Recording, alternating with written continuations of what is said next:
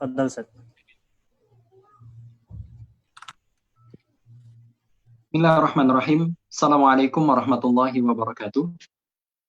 Alhamdulillah wassalatu wassalamu ala Rasulillah wa ala alihi wa sahabatihi wa man wala amma ba'du. Pemirsa Markas Inayah dimanapun Anda berada, alhamdulillah pada hari ini 25 Sya'ban 1441 Hijriah yang bertepatan dengan 18 April 2020 Miladiah. Allah Subhanahu wa taala mengizinkan kita untuk bersua sama-sama untuk belajar terkait dengan bulan Ramadan. Ya, bulan Ramadan yang sebentar lagi insya Allah akan kita sambut bersama-sama di tengah situasi yang sedang kita alami saat ini. Tentu ada hal yang berbeda, tapi tetap kita harus menyambutnya sebagai seorang mukmin dengan penuh sukacita dan kegembiraan dan bersiap-siap untuk beramal soleh di dalamnya. Pada hari ini insya Allah pada daurah Ramadan sehari ini, ada 3 orang narasumber yang sudah bergabung bersama dengan saya pada kesempatan sore hari ini. Yang pertama ada Ustadz Maulana Laeda, LCMA, dari Kota Madinah. Yang kedua ada Ustadz Darul Idam, LC, dari Kota Buraidah. Dan yang ketiga ada Ustadz Eko Misbahuddin dari Kota Riyadh. Saya sapa satu persatu dulu. Ustadz Maulana, Assalamualaikum Ustadz. Waalaikumsalam warahmatullahi wabarakatuh. Bagaimana kabarnya Ustaz? Sehat? Ya, alhamdulillah sehat. Suaranya jelas ya, kedengaran? Jelas Ustaz, alhamdulillah. Kita ke Ustaz Darul Idam. Ustaz Darul Idam, Assalamualaikum. Assalamualaikum warahmatullahi wabarakatuh. Hayakumullah. Allah yahyikum, ahlan wa sahlan. Ustaz Eko. Iya. Assalamualaikum Ustaz. Waalaikumsalam warahmatullahi wabarakatuh. Gimana kabarnya Ustaz? Alhamdulillah, alhamdulillah. Insya Allah pada hari ini 3 pemateri kita akan membahas ya bersama-sama dengan kita terkait dengan puasa, terkait dengan rukhsah terkait dengan bulan Ramadan dan pembatal-pembatal puasa. Sebagaimana kita tahu bersama bahwasanya Rasulullah Shallallahu Alaihi Wasallam ya mengajarkan agama ini dengan berbagai macam metode. Salah satu metodenya adalah dengan tanya jawab. Olehnya hari ini saya punya beberapa pertanyaan yang insya Allah kita akan tanyakan dan kita akan cari tahu jawabannya bersama-sama dari narasumber kita yang telah hadir pada sore hari ini. Izinkan saya ke Ustadz Maulana Laeda dulu. Bulan Ramadan, Allah Subhanahu wa taala mengatakan, "Ya ayyuhalladzina amanu kutiba alaikumusiyam kama kutiba alal ladzina min qablikum la'allakum tattaqun." Wahai sekalian orang-orang yang beriman, diwajibkan atas kalian puasa. Ketika puasa ini menjadi wajib, maka dia menjadi amalan yang paling dicintai oleh Allah Subhanahu wa taala. Wa ma taqarraba ilayya 'abdun bi syai'in ahabba ilayya mimma aftaratuhu 'alaihi. Yang maknanya hal yang paling dicintai oleh Allah Subhanahu wa taala yang menjadikan seorang hamba ya lebih dekat dengan Allah adalah puasa. Nah, Ustadz Maulana, kira-kira apa saja rukun-rukun puasa supaya puasa kita menjadi sah diterima oleh Allah Subhanahu wa taala? Silakan Ustadz. Bismillahirrahmanirrahim. Ya, alhamdulillahirabbil alamin. Wassalatu wassalamu ala sayyidina wa nabiyyina wa habibina Muhammadin wa ala alihi at-tahirin wa ashabihi wa man tabi'ahum bi ihsan ila yaumiddin. Amma ba'd. Jadi jazakallahu khairan akhi Fahmi wa baraka fik. Juga semoga pemirsa yang ada dan yang ya teman-teman dan asatidzah yang mengikuti program ini bisa diberkahi oleh Allah Subhanahu wa taala. Amin. Tentunya setiap ibadah memiliki rukun khusus tersendiri ya, dan tidak terkecuali juga ibadah puasa. Ibadah puasa memiliki 2 rukun yang sangat urgen. Ya, yang pertama adalah rukun niat, rukun niat. Niat puasa ya tentunya harus diniatkan sebelum salat fajar atau sebelum masuk waktu subuh ya. Karena dalam hadis Ibnu Umar atau juga hadis Hafsah radhiyallahu taala anhuma bahwa Rasulullah sallallahu alaihi wasallam bersabda, "Man lam yubayyit as-siyama min al-lail fala siyama lahu." Siapa yang tidak berniat puasa pada malam harinya, maka tidak ada niat baginya. Maka sebelum tidur ya pada malam hari sudah meniatkan untuk berpuasa pada keesokan harinya, atau kalau bangun dan makan sahur pada saat itulah juga ya kita berniat ya untuk berpuasa pada hari itu, karena niat merupakan rukun di semua ibadah, di semua ya, ibadah yang kita lakukan atau yang disyariatkan. Kemudian rukun yang kedua adalah al-imsak. Rukun yang kedua adalah al-imsak, yaitu menahan diri dari seluruh pembatal puasa, baik itu makan, minum, syahwat, ya, atau yang dihukum dengan makan, minum dan qada'u syahwat atau menahan hawa nafsu, ya, hubungan suami istri. Nah, menahan hal-hal pembatal ini dari sejak masuk waktu subuh sampai terbenamnya matahari di arah barat pada waktu sore harinya, sebagaimana dalam firman Allah Subhanahu wa taala ya, wa kulu washrabu hatta yatabayyana lakumul khaytul abyadu minal khaytil aswadi minal fajr thumma atimmus qiyama ila al-lail. Ya, makan minumlah sampai terang jelas benang makanlah puasa sampai waktu malam. Ya, ila al-lail, dan permulaan waktu malam adalah pas tenggelamnya matahari.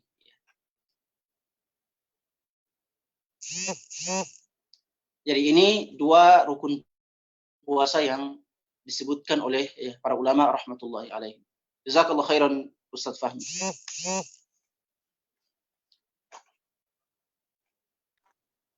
Baik, jazakumullah khairan Ustaz atas jawabannya.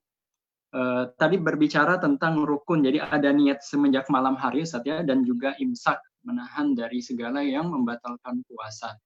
Kalau tadi itu rukun Ustaz, mungkin bisa jelaskan juga terkait dengan sunnah berpuasa Ustaz. Silakan Ustaz.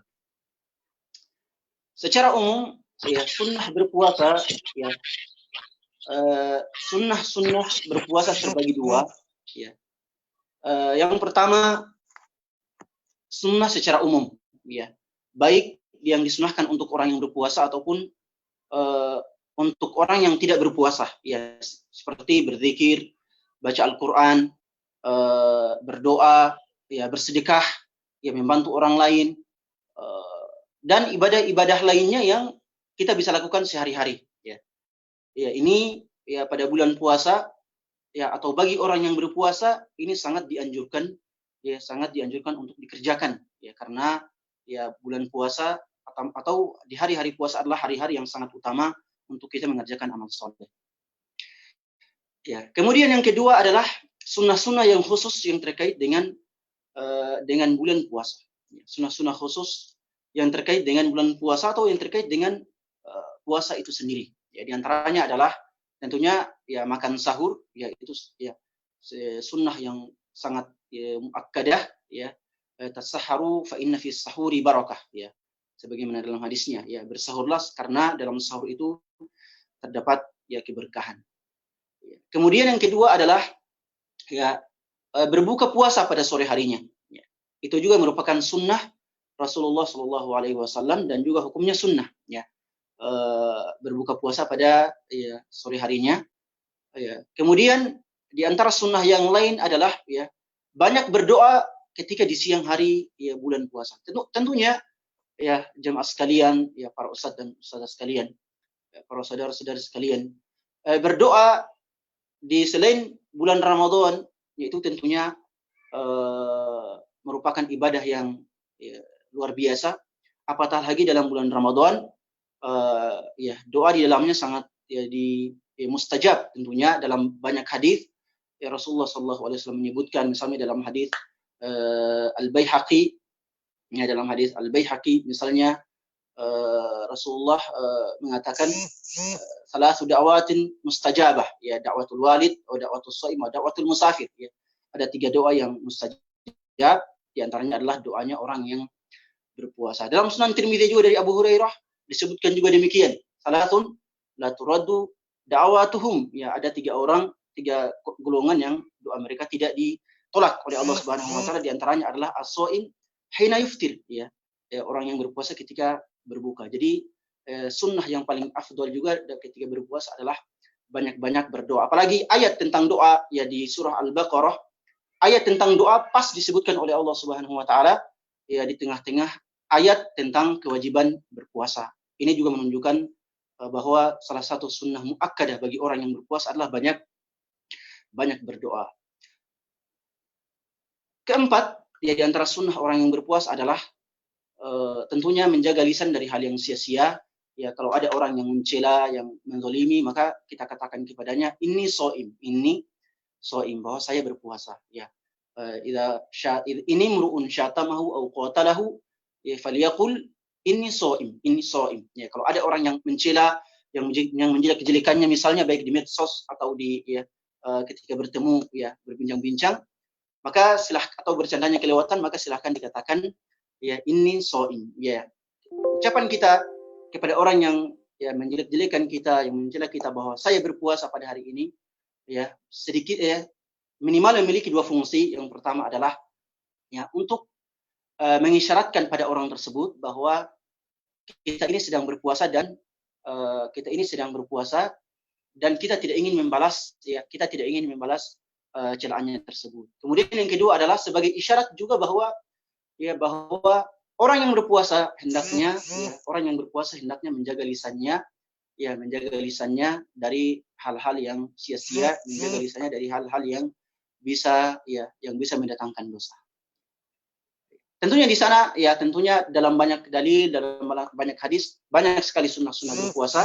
Ya tetapi yang 4 ini adalah yang sangat urgen bagi kita dalam bulan Ramadan. Misalnya juga ya terkait dengan sunnah puasa di luar bulan Ramadan, misalnya idza da'ahu ahadun ila ta'amin falyaqul ya inni shaim, atau ya kalau ada orang yang mengajaknya misalnya untuk makan siang, tentunya ini di luar bulan Ramadan. Dalam bulan Ramadan bisa saja terjadi kalau diajak oleh tetangganya yang non-muslim misalnya, silahkan mengatakan bahwa pada siang hari ini saya sedang berpuasa. Ya demikian Ustaz Fahmi.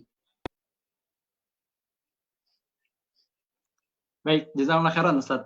Menarik sekali. Tapi sebelumnya pada para pemirsa saya ucapkan jazakumullah khairan atas partisipasinya, supaya kebaikan ini semakin besar, semakin berberkah kepada kita semua yang ada di sini, semua yang menyaksikan, semua yang hadir. Saya sarankan kita semua tag ya, tandai di kolom komentar keluarga kita, kerabat kita, kawan-kawan kita, teman baik kita, ya. Siapa tahu di ujung pulau sana atau di ujung dunia sana saudara kita masih ada yang belum mengetahui tentang perkara-perkara yang kita bahas pada kesempatan hari ini.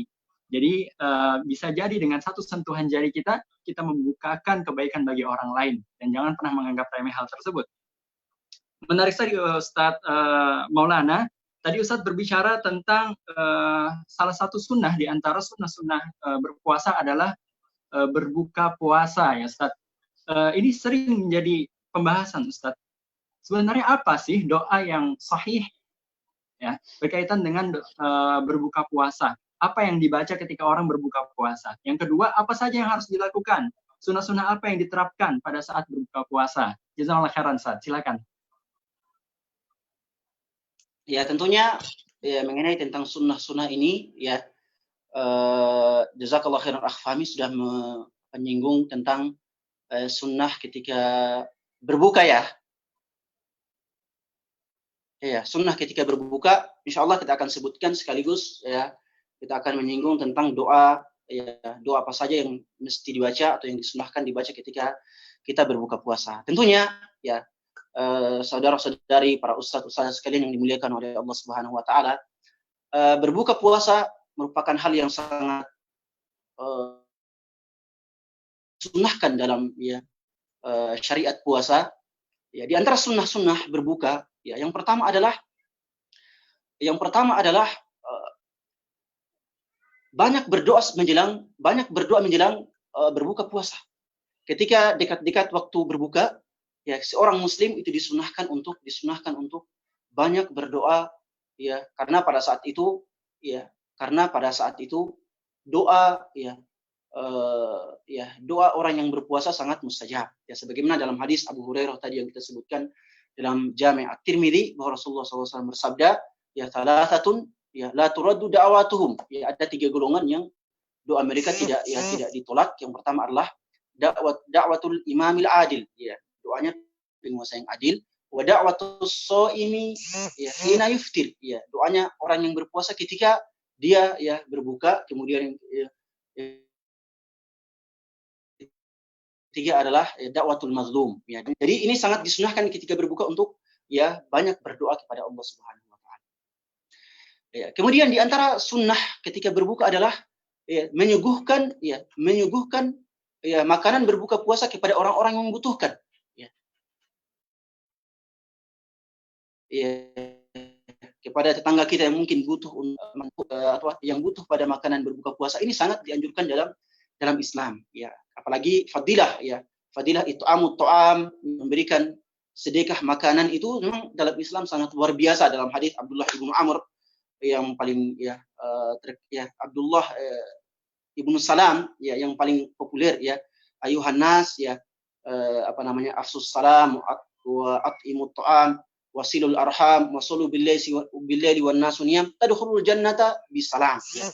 Sebarkan salam, berikanlah sedekah berupa makanan, kemudian salat malam, kemudian sambung hubungan silaturahmi, niscaya kalian akan masuk surga. Ya. Apalagi, ya, juga terdapat keutamaan yang sangat populer ketika kita memberikan makan berbuka puasa bagi orang-orang yang berpuasa, sebagaimana dalam hadis yang populer, ya, hadis Atha ibn Abi Rabah dari Zaid ibn Khalid al-Juhani, bahwa Rasulullah SAW bersabda, ya, man fattara sha'iman, ya, kana lahu mithla ujurihim min ghairi an yanqusa min ujurihim syai'a. Ya, siapa yang memberikan makanan berbuka puasa kepada orang yang berpuasa, maka dia akan mendapatkan pahala sebagaimana pahalanya orang yang berpuasa tersebut tanpa ada kekurangan.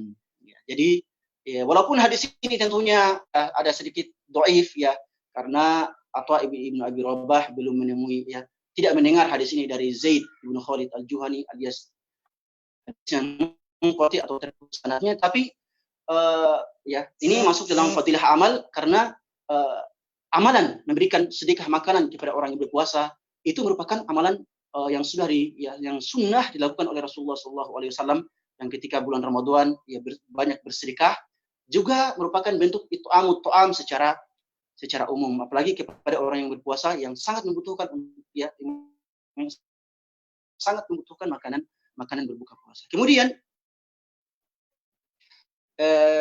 sunnah yang ketiga adalah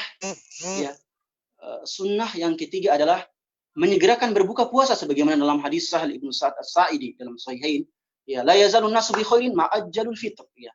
Ya, orang-orang senantiasa berada dalam kebaikan, mendapatkan kebaikan selama mereka menyegerakan berbuka puasa. Ya. Ini juga menyegerakan berbuka puasa di awal waktu, ya, ketika matahari pas tenggelam, maka pada saat itulah kita disunahkan atau sunnah muakkadah bagi kita untuk berbuka puasa. Kemudian di antara sunnah yang lain ketika berbuka adalah, memulai berbuka puasa dengan doa. Ya, ada beberapa doa yang diriwayatkan, misalnya dalam riwayat Abu Dawud rahimahullahu taala, ya, hadis dhahaba adh-dhama'u wabtallatil uruqu wa thabatal ajru insyaallah, ya. Hadis ini adalah hadis yang paling sahih, yang diriwayatkan dari doa-doa, ya, dari doa-doa berbuka puasa. Walaupun tentunya ada sisi kedhaifannya, karena salah satu rawinya, ya, Marwan ibnu Muqaffa, ya, diperselisihkan apakah dia saduq atau apakah dia majhul, ya, ini hadis. Tapi tentunya para ulama memperselisihkannya, tapi dari riwayat-riwayat doa-doa berbuka puasa yang dhaif semuanya ini yang paling sahih. Juga ada riwayat Ibnu Abbas dalam Sunan Ad-Daraqutni juga Tabarani, ya doa yang sangat populer ya, ya Allahumma laka sumtu ya wa ala rizqika aftartu fataqabbal minni innaka antas samiul alim. Doa ini ya juga sering dipraktikkan oleh masyarakat kita. Tentunya hadisnya dhaif ya. Terlepas dari dhaif atau sahih, ya, ketika kita berbuka puasa ya tentunya doa kita sangat mustajab di sisi Allah Subhanahu wa taala. Maka marilah kita banyak-banyak berdoa dengan doa apa saja, doa dhahabadz dhama'u yaitu lebih utama karena disahihkan oleh banyak para ulama. Juga doa Allahumma laka sumtu, silahkan ya, dengan tetap ya meyakini bahwa Allahumma laka sumtu itu ya bukanlah doa yang sahih bersumber dari Rasul sallallahu alaihi wasallam, tapi sebagai bentuk doa yang umum untuk kita panjatkan kepada Allah Subhanahu wa taala. Apalagi doa ini memang ya doa yang memang harus kita panjatkan ketika berbuka puasa. Al-Imam Al-Ghazali rahmatullahi alaih dalam kitabnya Ulumuddin sudah menyebutkan hal ini, bahwa orang yang berpuasa ketika berbuka itu disunahkan untuk berdoa kepada Allah agar puasanya tersebut diterima oleh Allah Subhanahu wa taala. Di antara sunnah yang lain bagi orang yang berbuka puasa adalah an la yastaktsiru minat ta'am, ya jangan terlalu banyak ya makan ketika berbuka puasa. Ini yang paling penting ya, karena kalau sudah banyak makan, sholat maghribnya berat, ya tidak khusyuk lagi, ya kemudian sholat isyanya sudah mencret, ya kemudian sholat tarawihnya banyak mengantuknya, ya itu Imam Al-Ghazali menyebutkan ini, bahwa kalau kita mau agar puasa kita terhitung sebagai puasanya orang-orang soleh, hendaknya jangan terlalu banyak makan, ya jangan terlalu banyak memberikan asupan bagi perut kita pada saat kita berbuka puasa. Ya demikian di antara sunnah ketika berbuka, Fahmi dan juga saudara-saudari sekalian, semoga bermanfaat. Jazakallah khairan Ustaz. Tadi Ustaz menyebutkan tentang 3 orang yang tidak tertolak doanya pada saat Fahmi secara singkat yang terakhir, ya sunnah bahwa ya tentunya sunnah yang sangat populer juga adalah memulai berbuka puasa dengan rutop, ya kurma mengkal ya, rutop ya, kalau tidak ada rutop, tamar biasa, kurma biasa yang kering. Kemudian kalau enggak, maka tentunya dengan beberapa tegukan atau ya dari air putih, ya itu yang disunahkan ketika berbuka puasa sebagaimana dalam hadis-hadis yang populer. Ya itu Ustadz Fahmi.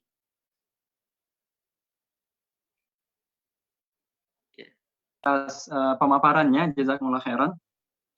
Sebelumnya saya sampaikan kepada para pemirsa, nanti setelah beberapa pertanyaan, saya akan mengajukan pertanyaan yang berhak dijawab oleh seluruh pemirsa yang menyaksikan kegiatan ini.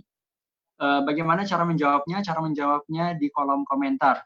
Demikian juga apabila ada pertanyaan yang Anda ingin tanyakan, ya terkait tentang puasa, apapun itu, ya hendaknya dituliskan di kolom komentar.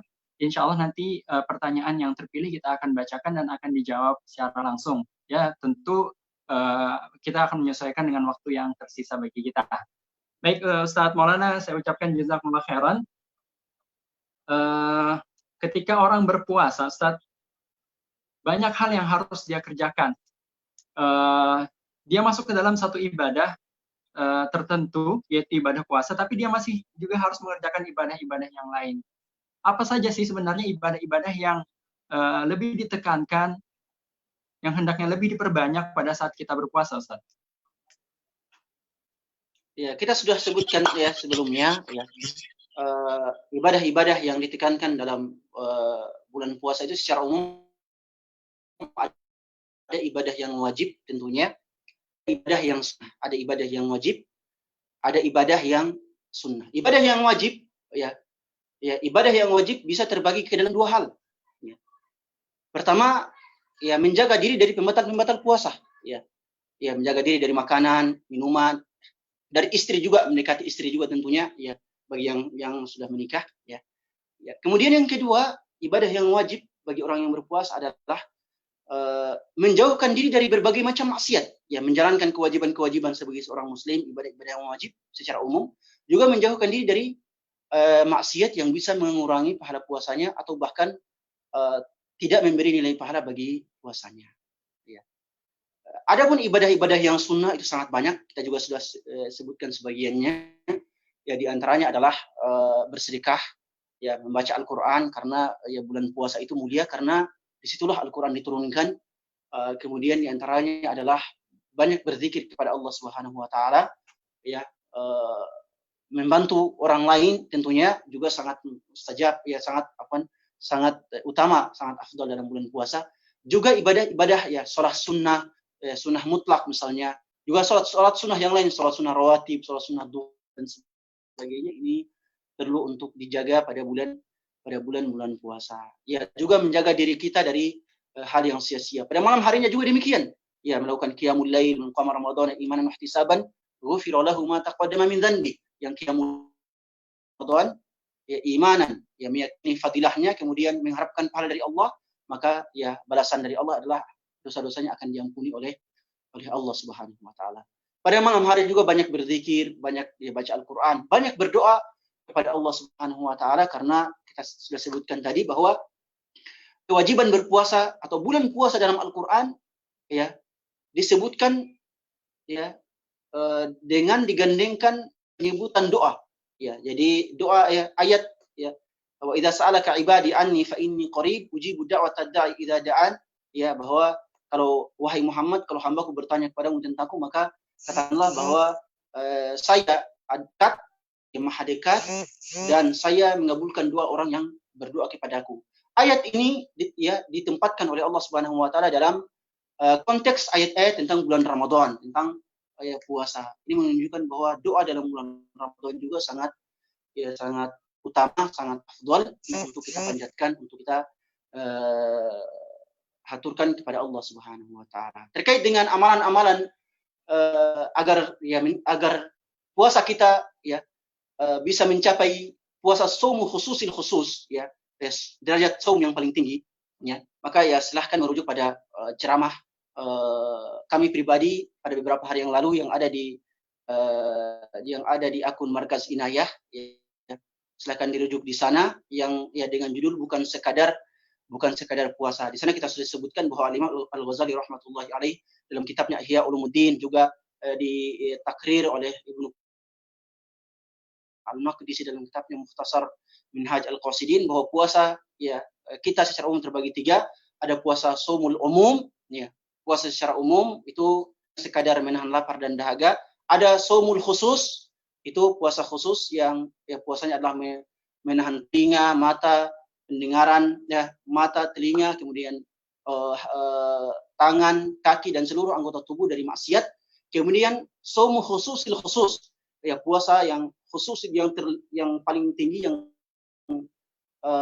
tinggi derajatnya di Allah Subhanahu wa taala, yaitu puasanya hati dari berbagai macam niat yang buruk dan dari pikiran-pikiran yang sia-sia, ya, serta keduniaan yang tidak mengantarkan kita kepada amalan akhirat. Ya, demikian Ustaz Fahmi, mungkin sudah terlalu panjang lebar, ya, tapi ya jazakumullah khair. Wa antum fa jazakumullah khairan, Ustaz.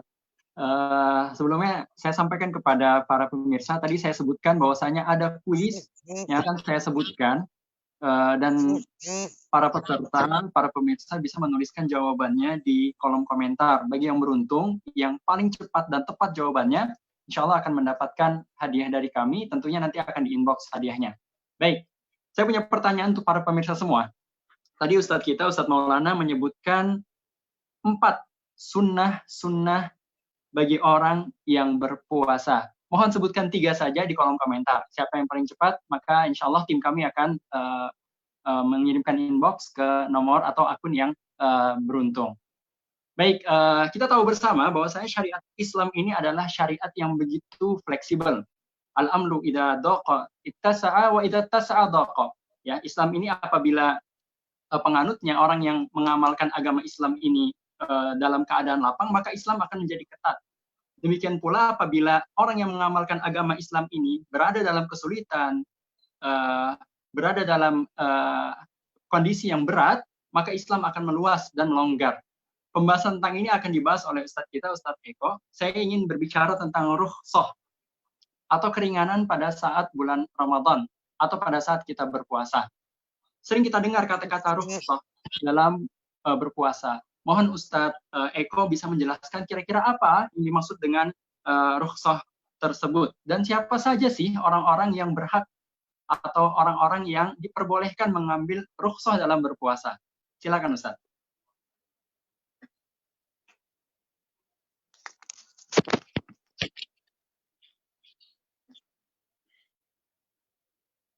Alhamdulillah wassalatu wassalamu ala Rasulillah.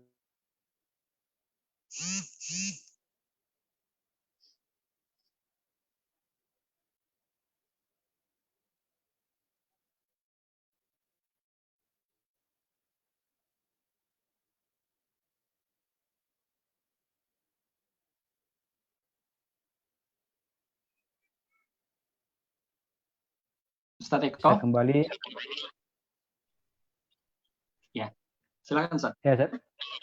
Ya, berhubung kita semua sekarang berada dalam kondisi wabah yang menyerang kita, kita berdoa kepada Allah Subhanahu wa taala, mudah-mudahan wabah ini segera diangkat sehingga kita bisa kembali menjalankan ibadah-ibadah jamaiyah yang sebelumnya kita bisa jalankan, dan mungkin pada tahun ini akan terhalang dengan adanya wabah yang menimpa ini.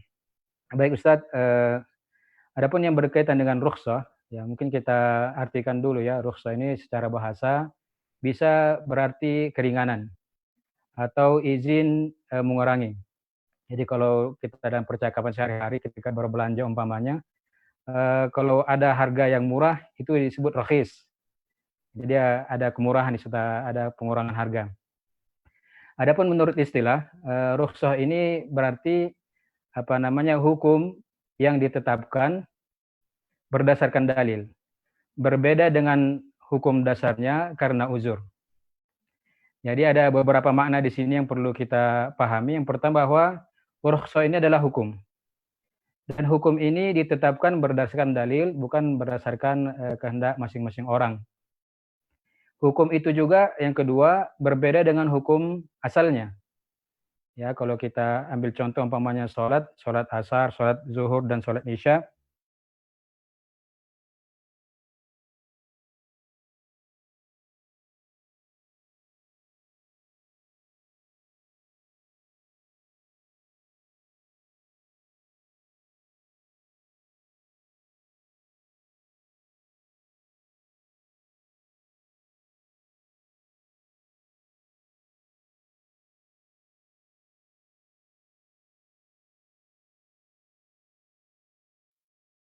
Baik, sepertinya terjadi gangguan. Kalau begitu saya mohon izin ke Ustadz Idam kalau Ustadz Eko sudah masuk. Oke, Ustadz Eko sudah masuk kembali. Baik, Ustadz, tadi sampai pada pembahasan tentang rukhsah. Dia adalah hukum dan dia berdasarkan dalil yang berbeda dengan hukum asalnya. Ya, jadi dia hukum yang ditetapkan berbeda dengan hukum asal, tapi penetapannya itu berdasarkan dalil. Dan sebab perbedaan hukum antara hukum dasar dan rukhsah ini adalah adanya uzur. Ya. Ketika Allah Subhanahu wa taala berbicara tentang puasa, di tengah-tengah itu Allah mengatakan yuridullahu bikumul yusra wala yuridu bikumul usra. Itu menginginkan dari kita kemudahan, bukan kesusahan. Dengan puasa ini begitu juga dengan ibadah-ibadah lainnya. Adapun orang-orang atau golongan yang berhak mendapatkan rukhsah, mungkin kita dapat menyebutkan 4 golongan ya. Yang pertama adalah musafir. Jadi orang dalam perjalanan, dalam safar, dan safarnya ini safar yang dibolehkan untuk mengqashar salat. Maka pada saat itu dia juga boleh untuk meninggalkan puasa. Ini yang pertama, yakni musafir. Yang kedua, orang yang sakit. Jadi orang yang sakit kemudian merasa berat untuk melaksanakan puasa, maka dia boleh untuk tidak berpuasa. Yang ketiga adalah wanita hamil dan menyusui jika tidak mampu berpuasa. Tetapi jika mereka mampu untuk melaksanakan puasa, maka puasa tetap wajib bagi mereka. Yang keempat adalah orang tua renta yang sudah tidak mampu lagi untuk melaksanakan puasa, maka dia boleh untuk meninggalkan puasa. Termasuk dalam golongan-golongan ini adalah wanita yang sedang haid dan nifas. Cuma ulama berbeda pendapat apakah ketika dia meninggalkan puasa itu termasuk rukhsah atau memang hukum asal. Ya, karena kita sebagaimana kita ketahui bersama bahwa wanita haid dan nifas ini tidak boleh berpuasa atau haram berpuasa, dan jika berpuasa puasanya tidak diterima. Ini mungkin sebagai mukaddimah, Ustaz. Jazakumullah khair. Baik, wa iyyakum fajazakumullah khairan. Berkaitan dengan rukhsah ini sangat menarik. Tapi nanti kita akan kembali, Ustaz, ke masalah rukhsah ini. Saya ingin ke Ustaz Idam dulu. Ustaz Idam yang akan membahas tentang hal-hal yang membatalkan puasa. Kira-kira apa saja, Ustaz, yang bisa membatalkan puasa kita, yang mengganggu puasa kita, menjadikan puasa kita tidak sah? Iya. Bismillahirrahmanirrahim. Alhamdulillahi rabbil alamin, wassalatu wassalamu ala Rasulillah wa ala alihi wa sahbihi ajma'in. Amma ba'd, kami ucapkan syukran jazakumullahu khairan kepada Fahmi yang telah jadi MC pada kegiatan kita pada sore hari ini, dan juga kami ucapkan jazakumullahu khairan kepada para mansub Markaz Kinayah yang telah memudahkan untuk berjalannya kegiatan kita sore hari ini. Hadirin sekalian, ikhwan dan akhwat dimanapun kalian berada, hafizakumullahu jami'an. Tentunya ketika kita beribadah kepada Allah Subhanahu wa taala, dan terlebih khusus ya ibadah yang akan kita laksanakan dalam waktu dekat ini yang tersisa terhitung beberapa hari lagi, yaitu ibadah puasa, penting bagi kita untuk bersama-sama bertafaqquh ya, bertafaqquh untuk kemudian kita mengetahui hal-hal yang diperbolehkan dan hal-hal yang tidak diperbolehkan dalam berpuasa itu sendiri ya. Dalam kesempatan ini kita akan menyebutkan beberapa pembatal puasa ya, beberapa pembatal puasa yang merupakan kesepakatan dari para ulama ya. Karena jangan sampai kita capek-capek berpuasa di siang hari, akan tetapi ya justru puasa kita tidak diterima di sisi Allah Subhanahu wa taala.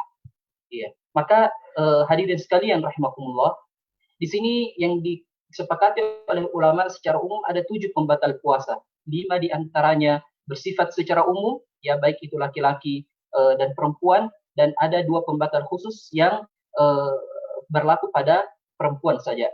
Yang pertama adalah makan, minum, dan hubungan badan atau jima. Ya.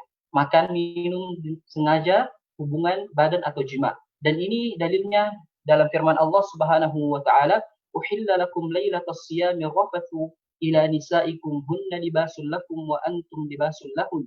Alimallahu annakum kuntum takhtanuna anfusakum fataba 'alaikum wa 'afa 'ankum. Fal'ana bashiruhunna wabtaghu ma kataballahu lakum.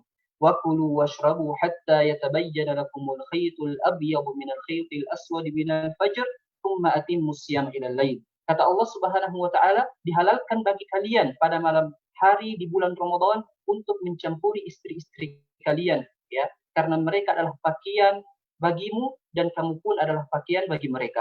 Dan Allah mengetahui ya bahwasanya kamu tidak dapat menahan nafsumu, karena itu Allah Subhanahu wa taala mengampuni kamu dan memberi maaf kepadamu. Maka sekarang campurilah mereka dan ikutilah apa yang Allah Subhanahu wa taala telah tentukan bagimu, dan makan minumlah hingga terang bagimu benang putih dari benang hitam, yaitu fajar. Kemudian sempurnakanlah puasa itu sampai datang waktu malam. Ketiga hal ini ya, makan, minum, dan jima atau hubungan badan, hadirin sekalian, merupakan ijma' ulama bahwasanya dia merupakan pembatal puasa. Imam Ibnul Munzir dalam kitabnya Al-Ijma' beliau mengatakan, lam yakhtalif ahlul ilmi anna Allah azza wa jalla harram 'ala as-sha'im fi nahari shaumi ar-rafatha wa huwa al-jima' wal akl wasyurb. Bahwasanya tidak terdapat perbedaan di kalangan para ulama bahwa Allah Subhanahu wa taala mengharamkan bagi orang yang berpuasa untuk melakukan rafath, yang dimana dimaksudkan rafath di sini adalah jima', yaitu berhubungan badan, makan dan minum di siang hari. Dan Imam Ibnu Qudamah juga di dalam Al-Mughni mengatakan, ya, yuftiru bil akil wasyurb bil ijma' bidalalatil kitabi was sunnah, bahwasanya orang yang berpuasa itu akan batal puasanya dikarenakan makan, minum yang merupakan kesepakatan dari para ulama. Kemudian yang keempat, ya hadirin sekalian, adalah murtad Murtad ini ya keluar dari agama Islam.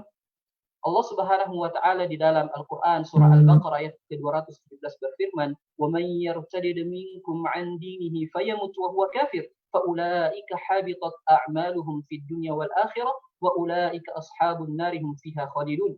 Barang siapa yang murtad di antara kamu dari agamanya, yaitu agama Islam, lalu dia mati dalam keadaan kekafiran tersebut, maka mereka itulah yang sia-sia amalannya di dunia dan di akhirat, dan mereka itulah penghuni neraka, mereka kekal di dalamnya.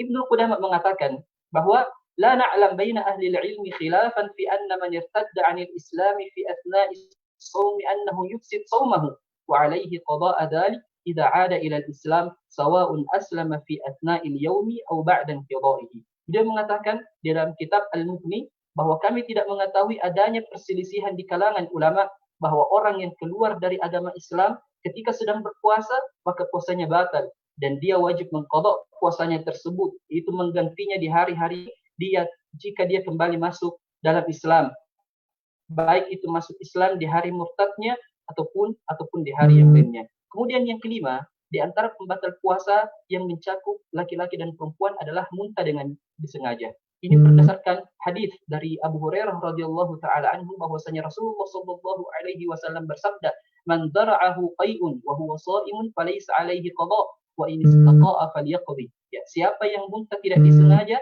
dan dia sedang puasa, maka tidak perlu dia mengganti puasanya tersebut. Namun, barang siapa yang sengaja muntah, ya, maka dia harus mengqadha puasanya tersebut di hari yang lain. Ini pembatal puasa, 5 pembatal puasa yang meliputi atau mencakup laki-laki dan perempuan, dan 2 pembatal puasa yang khusus pada perempuan saja, yaitu haid dan nifas. Ya, bagaimana kita ketahui bahwa haid adalah darah yang keluar dari rahim seorang wanita pada waktu-waktu tertentu, yang dimana dia keluar bukan disebabkan karena penyakit dan bukan juga disebabkan karena persalinan, tetapi dia merupakan sunnatullah yang Allah Subhanahu wa taala tetapkan kepada kaum wanita.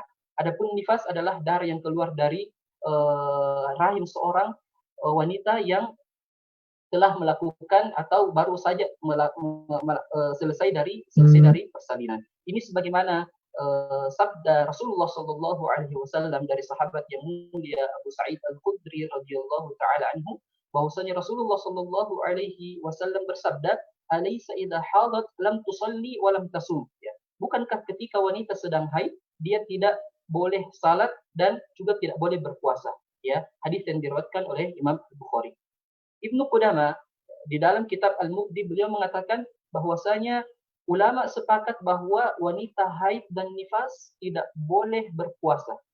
Mereka harus berbuka ketika Ramadan dan mengganti di hari yang lain. Dan jika ada wanita haid dan nifas yang nekat puasa, ya, maka tentu puasanya itu sia-sia dan puasanya tidak sah. Dan Syekhul Islam di dalam Majmu' Fatawa beliau mengatakan, "Wa kadzalika thabatat bis-sunnah wa ittifaqil muslimin anna damal haidhi yunafi as-shaum, fala tasumul haidu lakin taqdi as-shaum." Bahwasanya demikian pula terdapat dalil sunnah, ya, dari sunnah-sunnah Rasulullah sallallahu alaihi wasallam, dan juga merupakan ijma', ya, sepakatan kaum muslimin bahwa keluarnya darah haid menyebabkan puasa seorang wanita itu batal. Karena itu wanita haid tidak boleh berpuasa, namun wajib baginya untuk kemudian mengganti puasa yang dia tinggalkan tersebut di hari-hari yang lain. Jadi ada 7 pembatal puasa yang disepakati oleh ulama kita, Fahmi, 5 diantaranya mencakup kaum laki-laki dan perempuan, dan 2 diantaranya khusus kepada perempuan. Dan berkenaan dengan pembatal puasa di sini kita harus menekankan bahwasanya ada 3 syarat, ya, ada 3 syarat yang di mana dia syarat ini bisa dikatakan syarat pembatal puasa. Dalam artian harus ada syarat, ya, harus ada syarat ketika seseorang membatalkan puasanya tersebut. Syarat yang pertama adalah al-ilm, ya. Al-ilm dalam artian dia mengetahui, ya. Jadi sehingga ketika ada seseorang yang makan, ya, ada yang minum, ya, tanpa dia tidak ketahui, ya, maka puasanya tetap sah, ya, karena dia tidak mengetahui. Kemudian syarat yang kedua adalah dzakiran, an yakuna dzakiran. Ya, artinya dia terjaga atau sadar, ya. Ketika ada seseorang yang makan, ketika ada seseorang minum dan lupa, maka tentu ya puasanya tidak batal dan puasanya tetap sah. Dan yang ketiga adalah al-ikhtiyar, dalam artian ya seseorang itu melakukan pembatal puasa tersebut dengan keinginannya sendiri, bukan karena paksaan. Jadi sehingga ketika ada seseorang melakukan makan atau minum di siang hari pada bulan Ramadan karena terpaksa atau mukroh, maka tentu ini tidak membatalkan puasanya. Allah Ta'ala. Jadi ada tiga ini Ustaz, ya.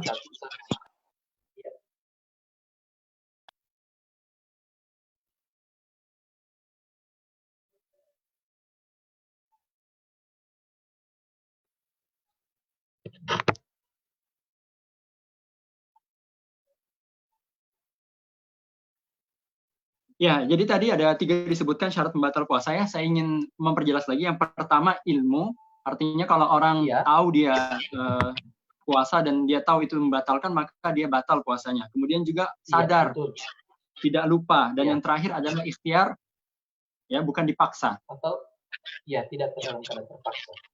Baik. Jazakallahu khairan Ustaz atas informasi yang diberikan dan ilmu yang diberikan. Izinkan saya bertanya satu pertanyaan ke Ustadz Idam berkaitan dengan wanita yang mencicipi makanan ya. Ini kayaknya pertanyaan dititip oleh ibu saya. Kalau seorang wanita ingin masak tentunya untuk berbuka puasa Ustadz, untuk masak ya. Tentu dia akan bingung apakah bumbunya sudah pas, garamnya sudah pas ya. Jangan-jangan kurang ini, kurang itu. Apakah boleh dicicipi makanannya? Apakah boleh dicoba? Iya. Berkaitan dengan mencicipi makanan, ya, Fahmi dan hadirin sekalian, di sini ketika hanya sekedar mencicipi, ya boleh, namun dengan syarat tidak ada sesuatu yang tertelan dan masuk ke dalam perut. Ya, karena kita ketahui sendiri bahwa lidah ini atau lisan ini itu bisa mengecap 4 rasa utama, yaitu rasa manis, rasa asam, rasa asin dan rasa pahit. Sehingga dan ini ibu-ibu ya, kaum wanita tentunya lebih paham ya bagaimana kita bisa membedakan antara 4 rasa ini yang hanya cukup dengan dimasukkan ke dalam lidah saja. Beda mungkin dengan kita ini yang bapak-bapak yang mungkin harus nanti ditelan baru mungkin kita rasakan mungkin makanannya asin, asam dan lain sebagainya. Tapi kalau mungkin ibu-ibu yang sudah terbiasa ya mencicipi makanan ya, maka selama dia tidak menelan makanan tersebut ya, maka tidak membatalkan puasa. Dan ulama kita mengatakan seperti ini. Jika setelah dia mencicipi makanan tersebut ya, namun ternyata masih ada sisa rasa dari di lidahnya tersebut, maka hendaknya dia berkumur-kumur untuk kemudian menghilangkan rasa yang tersisa di lidahnya tersebut, supaya agar tidak ada yang masuk ke dalam perutnya. Wallahu ta'ala. Masya Allah, jazakumullah khair. Artinya boleh-boleh saja, yang penting jangan sampai masuk ya. Jangan sampai menyicipinya satu porsi. Baik, terima kasih Ustaz. Saya ingin ke Ustaz Eko. Ustaz Eko tadi menyebutkan orang sakit ya diperbolehkan untuk mengambil rukhsah puasa. Orang sakit yang seperti apa Ustaz yang diperbolehkan untuk mengambil rukhsah puasa tersebut? Pertanyaan pertama. Pertanyaan kedua Ustaz, orang-orang yang pekerja kasar ya, mohon maaf, pekerjaannya berat seperti kuli, tukang batu, tukang bangunan dan lain sebagainya, apakah diperbolehkan untuk tidak berpuasa? Silakan Ustaz. Baik, jazakumullah khair Ustaz. Hadirin wal hadirat rahimanallahu wa iyyakum. Yang pertama berkaitan dengan orang yang sakit, mungkin untuk memudahkan pemahamannya kita bisa bagi orang sakit ini kepada 2 bagian ya, sebagaimana dinyatakan oleh para ulama. Yang pertama, orang yang sakit dan menurut rekomendasi dokter atau diagnosa dokter itu bahwa penyakitnya tidak akan sembuh lagi.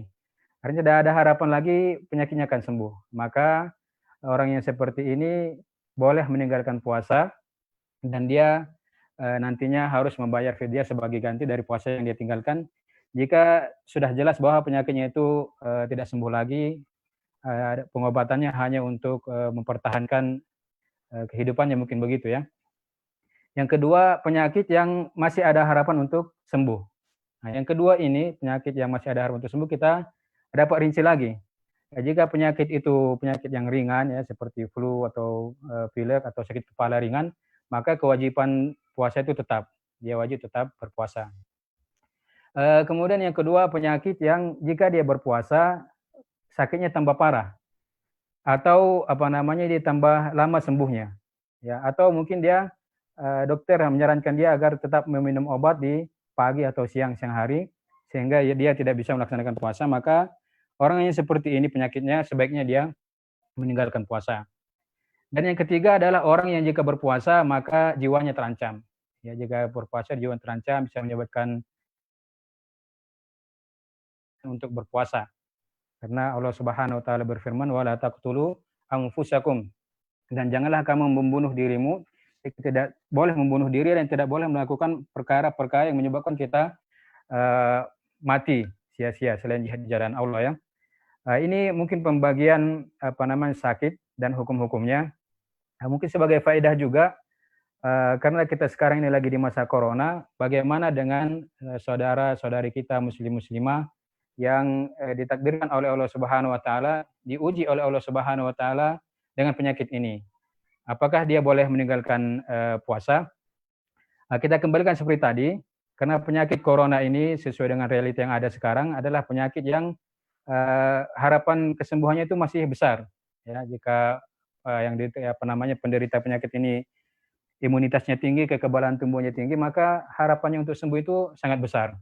Karenanya mereka yang sedang kena atau positif corona, baik PDF ataupun positif, sebaiknya mereka konsultasi dengan dokter. Apakah diizinkan untuk berpuasa? Kalau dia mendapatkan dirinya kuat, ya, imunitasnya kuat, maka dia boleh berpuasa. Tapi kalau dia khawatir atau dokternya menyarankan dia supaya tidak berpuasa, maka lebih baik dia sabar dulu. Mudah-mudahan setelah nanti sembuh dia bisa lagi mengganti puasa-puasa yang dia tinggalkan. Ini yang pertama yang terkait. Ya. Bagaimana dengan para pekerja kasar tadi saat yang saya sebutkan, pembantu misalnya dan lain sebagainya. Baik, muslimin muslimat rahimakumullah wa iyana, perlu kita sadari bersama dan perlu kita sadarkan kepada orang-orang yang ada di sekitar kita bahwa puasa ini adalah rukun Islam. Rukun Islam hukumnya fardhu ain. Ini wajib bagi setiap muslim dan muslimah yang sudah mukallaf, yang memenuhi syarat wujub, ya, syarat wujub shaum. Karenanya sejatinya ya seorang muslim dan muslimah itu sebelum bulan puasa ini kan kita bersama hanya sebulan dalam setahun. Maka sebaiknya 11 bulan itu dia usahakan semaksimal mungkin ya memperbaiki keuangannya. Atau paling tidak setiap gajian atau setiap ada pendapatan itu dia sisihkan ini untuk persiapan bulan Ramadan.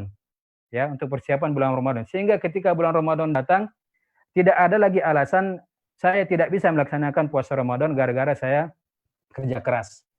Ini seharusnya atau idealnya sebagai seorang muslim. Karenanya para ulama kita itu tidak membolehkan ya orang-orang yang bekerja keras ini untuk meninggalkan puasa.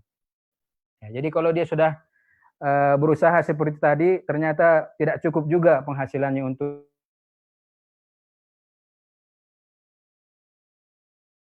dia harus cari solusi. Bagaimana supaya tetap bisa berpuasa. Ya kalau seperti kita di Indonesia kan mungkin bisa kerjanya malam. Ya kalau bisa dia setelah berbuka puasa, sholat maghrib, ya terus kalau masih makan terus langsung kerja. Ya kerja tadi yang dia kerjakan pada siang hari itu dikerjakan pada malam hari. Ini kalau mungkin Ustaz Fahmi dan Asep tidak sekalian saksikan di sini di Saudi, kita lihat begitu. Jadi yang proyek-proyek besar, yang kerja-kerja bangunan itu rata-rata mereka kerjanya malam hari, kerja sampai sahur. Ya nanti setelah sahur sholat subuh baru tidur. Tapi jika tidak bisa juga, ya ini juga tidak ada solusi juga, maka pada malam harinya dia tetap niat puasa, dia tetap sahur, kemudian dia bekerja. Ya. Ketika nanti di tengah pekerjaan dia tidak kuat lagi, dia sudah kehausan, khawatir kalau tidak minum dia pingsan, maka pada saat ini baru dibolehkan baginya untuk berbuka puasa. Setelah dia berbuka puasa, apakah dia sudah begitu berbuka puasa dan lanjut atau harus berpuasa lagi? Artinya harus menahan lagi. Nah, ini ada dua pendapat di antara ulama. Ada yang mengatakan bahwa dia harus menahan lagi puasanya, tidak makan, tidak minum lagi. Ada yang mengatakan tidak mengapa. Ya, ini lebih kuat mungkin yang kedua karena sahabat Abdullah bin Mas'ud radhiyallahu taala berkata, "Man akala awwalan nahar falyakul akhirahu." Jadi orang yang sudah makan di awal siang itu gara-gara tidak kuat ini berpuasa, maka sudah teruskan saja. Tidak ada lagi kewajiban untuk meneruskan puasanya. Ya karena sudah batal, ya sudah. Mungkin sebagai faedah juga Ustaz, kita bisa kiaskan ini kepada para dokter dan para perawat yang sekarang sedang menangani pasien yang positif atau PPN corona ya. Mereka sama saja dengan orang yang bekerja keras seperti ini. Jadi pada dasarnya mereka harus mencari solusi bagaimana supaya bisa tetap melaksanakan puasa. Umpamanya dalam rumah sakit itu ada dokter atau ada perawat ya yang muslim, ada yang non-muslim, maka mungkin bisa sepakat yang non-muslim kerja siang hari, yang muslim kerja malam hari, itu kalau bisa. Ya kalau tidak bisa juga seperti kita katakan tadi, ya bismillah malam-malamnya niat dan sahur, kemudian bekerja. Nah, ketika tidak sanggup nanti, baru dia boleh untuk berbuka puasa dan menghitung hari-hari yang dia tinggalkan. Mudah-mudahan setelah wabah ini terangkat, dia bisa mengganti puasanya yang ditinggalkan. Wallahu a'lam. Fadhol, Ustaz. Baik, terima kasih banyak Ustaz Jazakallah khairan atas penyampaiannya. Sebelum kita pindah ke pertanyaan berikutnya, saya ingin memberikan kuis lagi kepada para pemirsa. Ini kuis yang kedua. Kuis yang pertama tadi sudah kita sebutkan. Kuis yang kedua ini, sekali lagi, siapa yang paling cepat dan paling tepat jawabannya, maka dia yang paling berhak untuk mendapatkan hadiah dari kami. Baik, pertanyaannya seperti ini. Apa saja syarat pembatal puasa? Tadi Ustadz Idam telah menyebutkan 3 syarat. Saya hanya minta 2 saja disebutkan. Silakan siapa yang mampu untuk menyebutkan di kolom komentar, silakan. Sekali lagi pertanyaannya, apa saja syarat pembatal puasa? Baik, silakan dituliskan di kolom komentar. Terima kasih banyak. Izinkan saya beralih lagi ke Ustadz Darul Idam. Ya, ke Ustadz Darul Idam. Saya punya pertanyaan, Ustadz. Sebagian orang yang punya penyakit mungkin, atau yang masuk rumah sakit, pada saat dia berpuasa, dia harus disuntik. Atau orang yang punya penyakit asma, dia harus mengambil spray ya untuk disemprotkan ke dalam mulutnya. Atau inhaler mungkin bagi orang yang punya permasalahan dalam pernafasannya ya. Atau orang yang masuk IGD dan harus diinfus. Bagaimana kasus ini? Apakah itu membatalkan puasanya atau tidak? Iya. Bismillahirrahmanirrahim. Tentu permasalahan ini merupakan permasalahan yang sifatnya kontemporer yang banyak ditanyakan oleh masyarakat kita. Pertama, berkaitan dengan suntik, hadirin sekalian rahimakumullah, itu terbagi menjadi 3. Ya. Jadi ada suntik pada kulit, ada suntik pada otot, dan ada suntik pada pembuluh darah. Dari 3 jenis suntik ini, kita bisa bagi lagi menjadi 2 bagian. Yang pertama, suntik pada kulit, otot, dan pembuluh darah dengan injeksi dan makanan. Jenis ini, sepakat para ulama mengatakan bahwa dia tidak membatalkan puasa dengan alasan bahwa yang dimasukkan ke dalam mulutnya atau ke dalam mulutnya itu bukanlah makanan.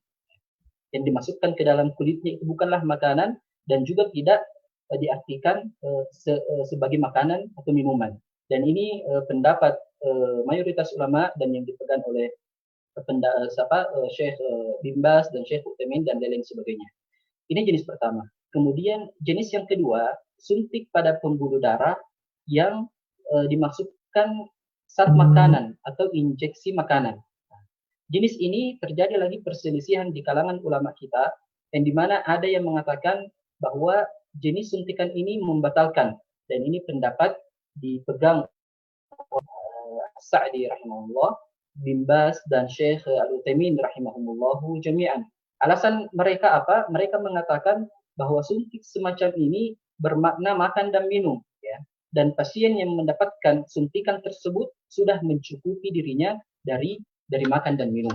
Ini pendapat yang pertama. Pendapat yang kedua, ya, tidak membatalkan puasa, ya, dan mereka mengatakan bahwa suntik semacam ini itu tidak mempunyai pengaruh apa-apa yang bisa masuk sampai ke dalam tubuh seseorang.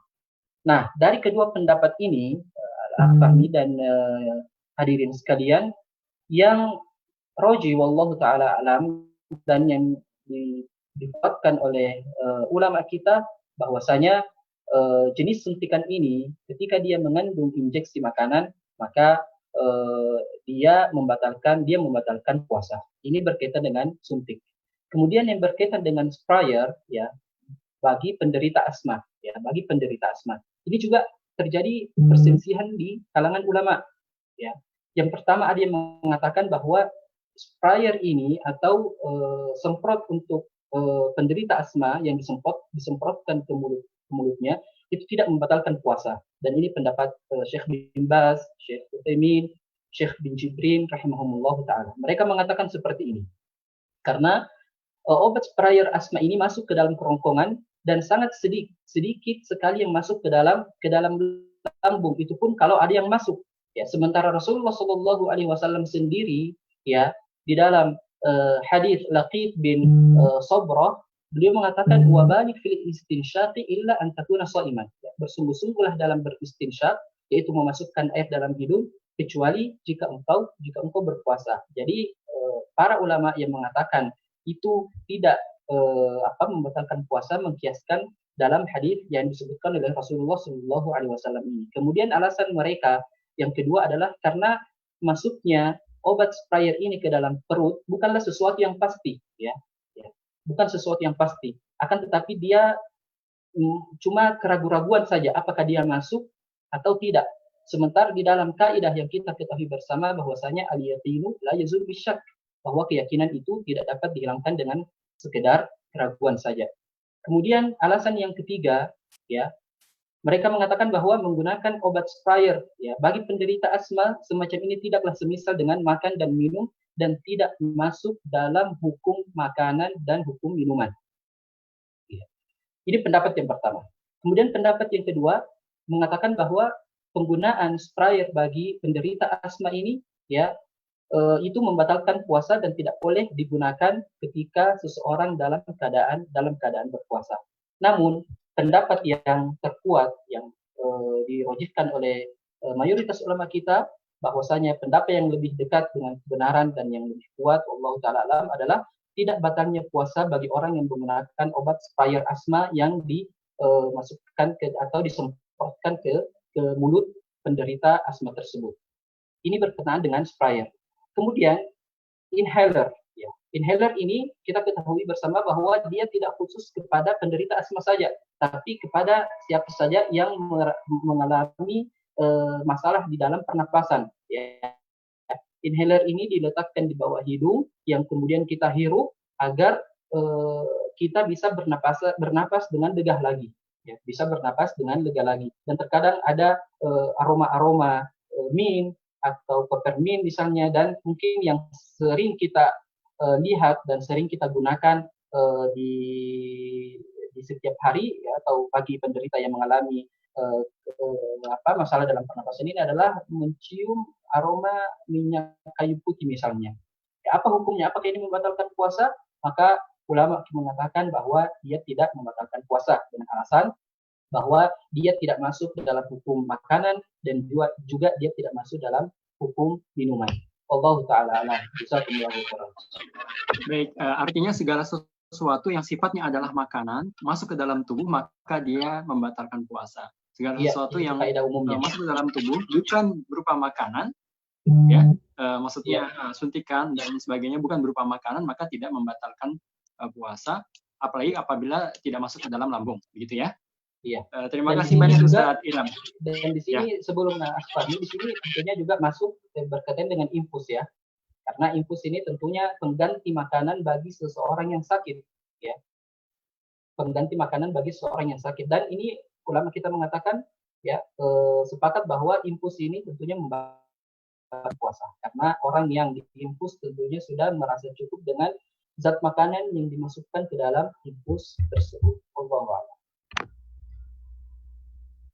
Baik, waktu membatasi kita. Sebenarnya masih banyak pertanyaan yang saya ingin tanyakan kepada 3 orang narasumber kita yang hadir pada kesempatan sore hari ini.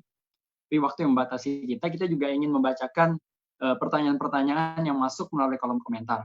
Tapi sebelumnya, saya ingin menyampaikan kuis yang ketiga kepada para pemirsa yang ada di rumah, dimanapun Anda berada. Silahkan bergabung di kuis yang ketiga ini. Silahkan dituliskan jawabannya pada kolom komentar. Pertanyaannya, ya, kita tadi mendengarkan bersama-sama dari Ustadz Eko, ya, ada orang-orang yang berhak mendapatkan rukhsah, orang-orang yang berhak mendapatkan keringanan untuk tidak berpuasa. Siapakah mereka? Disebutkan banyak sekali tadi. Saya hanya minta 3 orang atau 3 golongan saja yang perlu untuk disebutkan. Silahkan pertanyaannya, siapa saja yang berhak mendapatkan rukhsah puasa? 3 golongan, tolong disebutkan dalam kolom komentar. Baik, pemirsa yang berbahagia, kita akan bacakan ya pertanyaan-pertanyaan yang masuk dari kolom komentar. Wah, ini banyak sekali, dan tim memilih yang paling urgen mungkin atau yang serupa kita akan bacakan. Pertanyaan pertama ini saya tujukan kepada Ustadz Eko dari akun Muhammad Rifan. Beliau mengatakan, Bismillah, apakah niat puasa selalu dihadirkan pada setiap malamnya?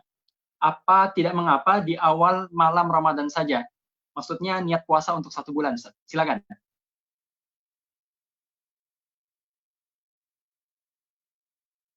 Alhamdulillah wassalatu wassalamu ala Rasulillah. Jadi ada beberapa pendapat di antara ulama. Ada di antara ulama, antara mereka adalah Malikiyah, yang mengatakan bahwa niat puasa itu cukup di awal Ramadan saja. Jadi niat sekaligus untuk 30 hari puasa Ramadan. Tetapi pendapat jumhur ulama bahwa setiap malam itu harus tabiatun niyah, ya harus diniatkan. Dan niatnya ini tidak harus ketika sahur. Ya, dia bisa setelah umpamanya sholat tarawih atau sholat isya, dia niatkan dalam hati untuk berpuasa pada esok harinya. Dan ini tidak serta-merta dia berpuasa setelah saat itu ya. Nanti puasanya baru dimulai setelah terbit fajar. Ya, jadi sebagaimana dalam hadis disebutkan bahwa puasa itu tidak terhitung jika tidak ada niat setelah malam yubayyit an-niyah minal lail. Jadi harus ada tabitun niyah setiap malam, ya baik itu ketika sahur ataupun sebelum sahur.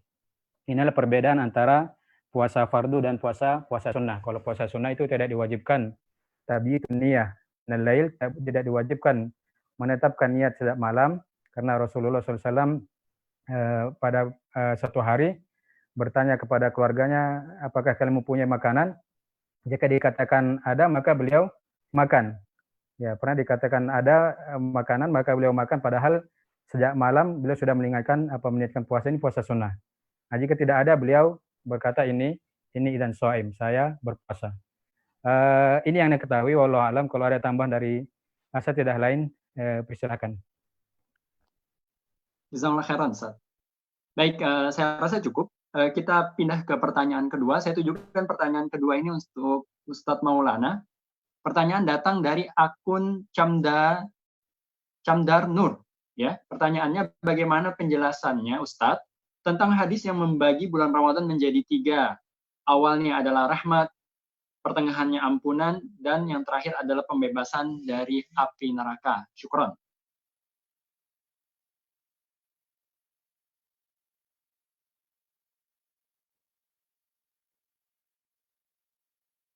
Silakan Ustadz Maulana. Ya. Kedengarannya? Ya, sekarang. Ya.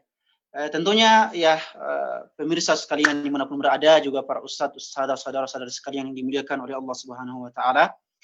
Ya, hadis yang ditanyakan oleh salah satu ikhwat tadi dan yang dibacakan oleh Ustadz Fahmi adalah salah satu hadis yang sangat populer yang seringkali dibacakan oleh para dai, para penceramah ya di setiap bulan Ramadan. ya sebuah hadis ya awaluhu ar-rahmah wa awsatuhu al-maghfirah wa akhiruhu al-itqu minan nar, ya bahwa Ramadan itu terbagi 3. 10 malam pertama adalah turunnya rahmat, 10 malam kedua turunnya ampunan, dan 10 malam terakhir pembebasan dari api neraka. Ini sebuah hadis yang sangat populer tentunya, walaupun ya tentunya hadis ini adalah hadis yang dhaif jiddan, hadis dhaif yang ya dari segi sanad ya memang sangat dhaif, dihukumi oleh dhaif oleh banyak para ulama, ya Imam Ad-Daraqutni, Ibnu Hajar, Al-Albani rahmatullahi alaihim. Juga dari segi sanad ya hadis ini memiliki memang tidak sesuai dengan fadilah hadis-hadis fadilah Ramadan yang lain, ya. Karena ya, di banyak hadis fadilah Ramadan itu menunjukkan bahwa setiap malam di malam-malam Ramadan itu sudah tercakup ampunan, tercakup rahmat, dan tercakup pembebasan dari api neraka. Jadi tidak terbatas pada 10 malam pertama, 10 malam kedua, 10 malam terakhir, tidak. Tapi setiap malam di malam-malam Ramadan itu adalah ya, malam turunnya rahmat, ya, turunnya ampunan, ya, dan juga adanya pembebasan setiap muslim yang Allah kehendaki untuk dibebaskan dari api neraka. Dan ini sudah diriwayatkan dalam banyak hadis, ya, bahwa ya, Ramadan, ya, malam-malam Ramadan adalah malam yang utama, ya, apalagi ya man qama ramadhana imanan wa ihtisaban ghufira lahu ma taqaddama min dzanbi, ya siapa yang salat malam ya pada Ramadan ya diampunkan dosa-dosanya. Ini menunjukkan bahwa rahmat dan ampunan itu setiap malam dari malam-malam Ramadan. Juga disebutkan dalam hadis Abu Umamah, Jabir, dalam Musnad Ahmad dan yang lainnya, bahwa Rasulullah bersabda, ya lillahi inda fitrihi utaqa'u minan nar wa dzalika fi kulli lailah, bahwa setiap kali kita berbuka puasa di mengawali malam, itu Allah memilih di antara hamba-hambanya sebagai orang-orang yang dibebaskan dari api neraka, dan ini terjadi pada setiap malam. Juga dalam riwayat Tirmidzi dari hadis Abu Hurairah, ya, bahwa lillahi utaqa'u minan nar, ya lillahi fihi utaqa'u minan nar wa dzalika fi kulli lailah, bahwa dalam malam-malam Ramadan itu ada, dalam setiap malam Ramadan Allah memiliki hamba-hamba yang dibebaskan dari api neraka. Jadi dari segi sanad dan dari segi redaksi hadis ini, ya, bahwa ya menunjuk ya lemah, dan yang benar adalah bahwa di setiap malam dari malam-malam Ramadan di dalamnya turun ampunan, rahmat, dan pembebasan dari api neraka, dan tidak terbagi ke dalam 3 bagian yang sebagaimana yang populer dalam hadis yang sering kita dengarkan. Jazakallahu Ustaz Fahmi. Wa iyyakum Ustaz, jazakallahu khairan atas pencerahannya. Baik, saya kira jelas. Saya izin ke Ustadz Eko lagi, atau ke Ustadz Idam dulu ya. Ustadz Idam mungkin ya. Baik, Ustadz Idam ada pertanyaan dari akun bernama Agus Sabto. Ya. Pertanyaannya, apakah bersiwak dianjurkan ketika kita berpuasa? Secara singkat, Ustadz, silakan. Iya. Bismillahirrahmanirrahim. Tentunya kita ketahui bahwa di antara sunnah Rasulullah Sallallahu Alaihi Wasallam yang beliau tidak pernah meninggalkan, bahkan menganjurkan kepada umatnya adalah sunnah bersiwak itu sendiri, ya, sunnah bersiwak. Bahkan di dalam sebuah hadis Rasulullah Sallallahu Alaihi Wasallam bersabda bahwa siwaku, ya, madharatun lil fam wa maqdatun lirab, bahwasanya itu siwak merupakan kebersihan bagi mulut dan keridhaan bagi Allah Subhanahu wa taala. Ya, sebagaimana hadis yang diriwayatkan oleh Imam Ahmad di Irwa Ghalil. Dan juga di hadis yang lain Rasulullah sallallahu alaihi wasallam bersabda, laula nasyukku ala ummati la amartuhum bisiwaku inda kulli wudu'in, dan di dalam riwayat yang lain inda kulli salat, bahwa kalaulah bukan karena akan memberatkan umatku, maka aku akan perintahkan mereka untuk bersiwak setiap akan sholat. Nah, bagi orang yang berpuasa, ya, maka ketika ia bersiwak tidak membatalkan puasa, dan puasanya tetap sah. Karena Rasulullah Shallallahu Alaihi Wasallam pun dalam keadaan berpuasa beliau tetap bersiwak, sebagaimana yang datang dari sahabat yang mulia Amir bin Rabi'ah di dalam Sahih Bukhari. Beliau mengatakan bahwa Rasulullah sallallahu alaihi Rasulullah sallallahu alaihi wasallam ma la uhsi yastad wa huwa shaim. Bahwasanya aku melihat Rasulullah sallallahu alaihi wasallam bersiwak dalam keadaan berpuasa berkali-kali, sampai saya tidak tahu berapa kali beliau bersiwak dalam keadaan berpuasa. Sehingga dengan ini menunjukkan bahwa bersiwak bagi orang yang berpuasa tidak membatalkan puasa. Mungkin ada sebagian yang pernah mendengarkan bahwa orang berpuasa ketika sudah tergelincir matahari untuk bersiwak. Ini pendapat yang dipegang oleh Imam Abu Hanifah, di mana beliau mengatakan bahwa ketika matahari sudah tergelincir, maka dimakruhkan seseorang yang berpuasa untuk bersiwak. Namun hadis yang kita sebutkan tadi, bahwasanya Rasulullah Shallallahu Alaihi Wasallam beliau bersiwak, dan juga di hadis di sini umum, ya. Sementara setelah tergelincirnya matahari ada sholat duhur dan ada sholat asar, sehingga pendapat beliau ini ya dilemahkan dengan dalil-dalil dari Rasulullah Shallallahu Alaihi Wasallam. Wallahu taala. Dan mungkin juga Rami, ini berkaitan dengan siwak ini, mungkin ada sebagian pemirsa yang bertanya berkaitan dengan sikat gigi, ya, sikat gigi, apakah boleh membatalkan puasa atau tidak? Maka kita katakan tidak membatalkan puasa, namun dengan syarat tidak ada yang ditelan dari pasta giginya tersebut. Wallahu taala. Baik, yang penting jangan ditelan. Makasih banyak Ustaz, terima kasih banyak. Ada pertanyaan berikutnya, saya akan tujukan kepada Ustadz Maulana. Pertanyaan dari akun Muhammad Farhan Jailani, Ustadz. Pertanyaannya berbunyi seperti ini, doa Allahumma innaka afuwun tuhibbul afwa fa'fu anni. Ini doa boleh dibaca dari awal Ramadan atau bagaimana, Ustadz? Soalnya sering dengar doa ini dibaca di akhir-akhir Ramadan saja. Bagaimana penjelasannya? Terima kasih. Ya, bismillahirrahmanirrahim. Ya. Jazakallah khairan kepada ikhwah penanya Akh Muhammad, ya. Juga pada Ustaz Fahmi, ya, juga pemirsa sekalian. Doa Allahumma innaka afuwun tuhibbul afwa fa'fu anni adalah sebenarnya doa yang umum, ya, bisa dibaca dalam berbagai macam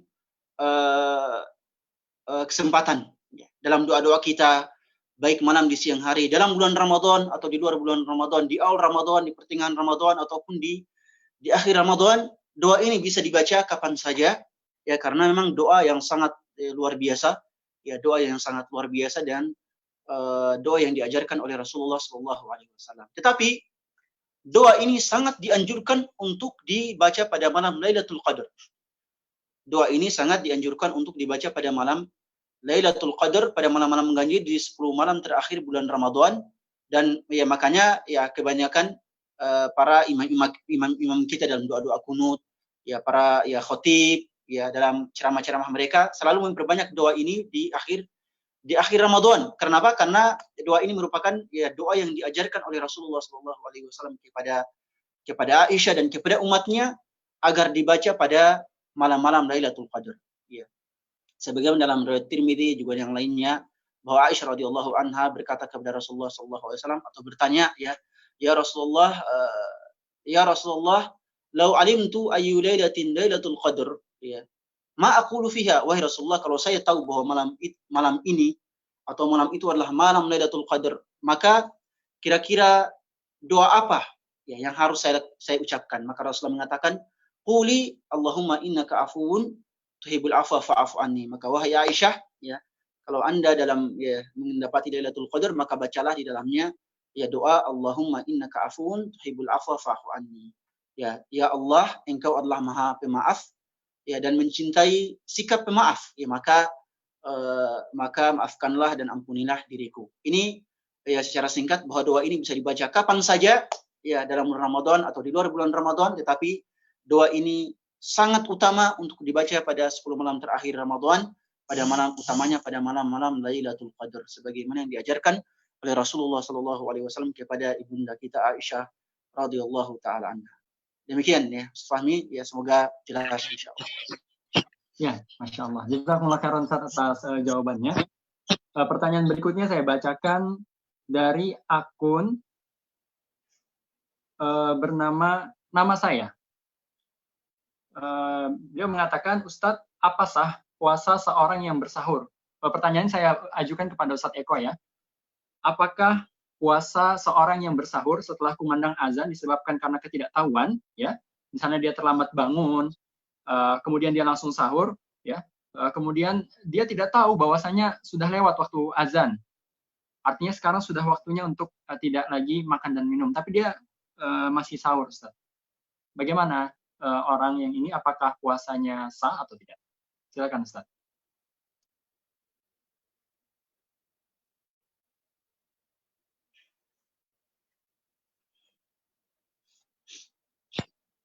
Mikrofonnya, Ustaz, silakan. Baik. Bismillah, insya Allah puasanya tetap sah. Ya, jadi kalau dia tidak tahu bahwa waktu subuh sudah masuk, kemudian dia bangun tiba-tiba karena panik langsung sikat makanan dan minuman, insya Allah puasanya tetap sah. Karena dia sini adalah dihukumi tidak tahu.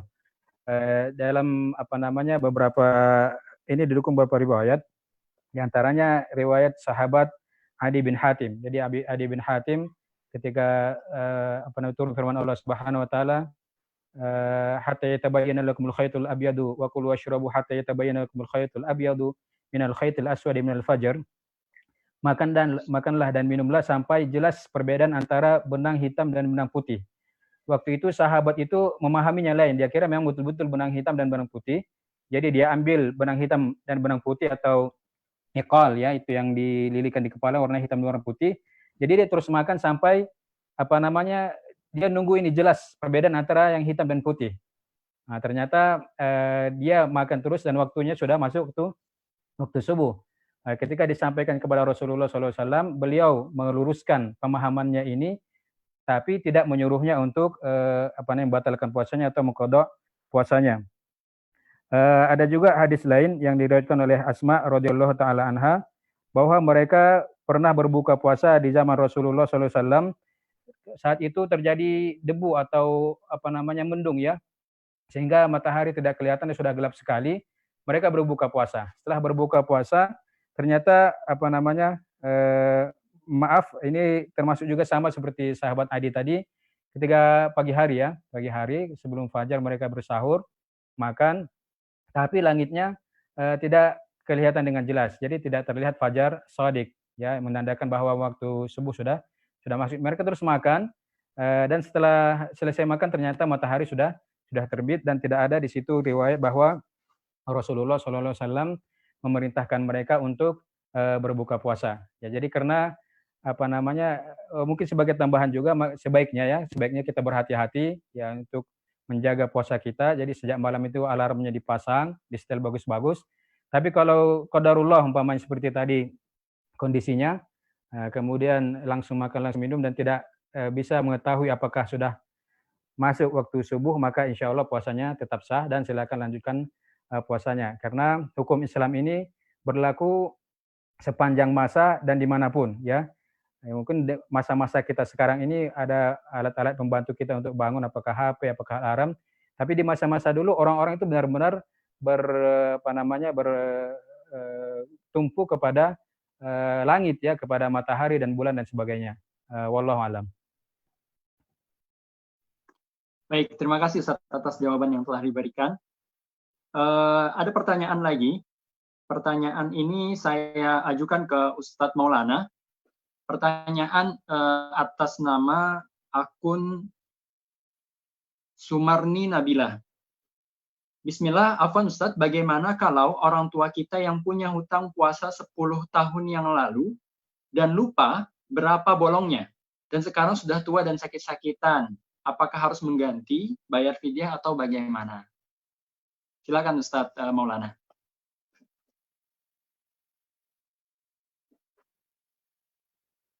Mohon maaf, Ustadz, mikrofonnya.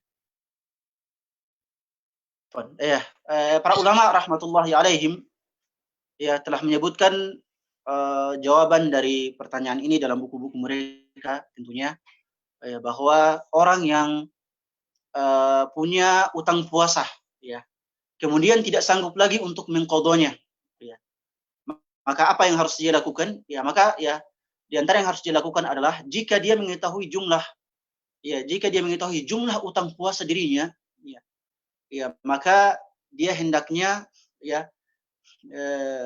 kalau dia tidak mampu maka dia hendaknya membayar fidyah dari ketidakmampuannya tersebut. Jadi seandainya misalnya ketunggakan atau utang puasanya 20 hari, maka dia membayar setiap hari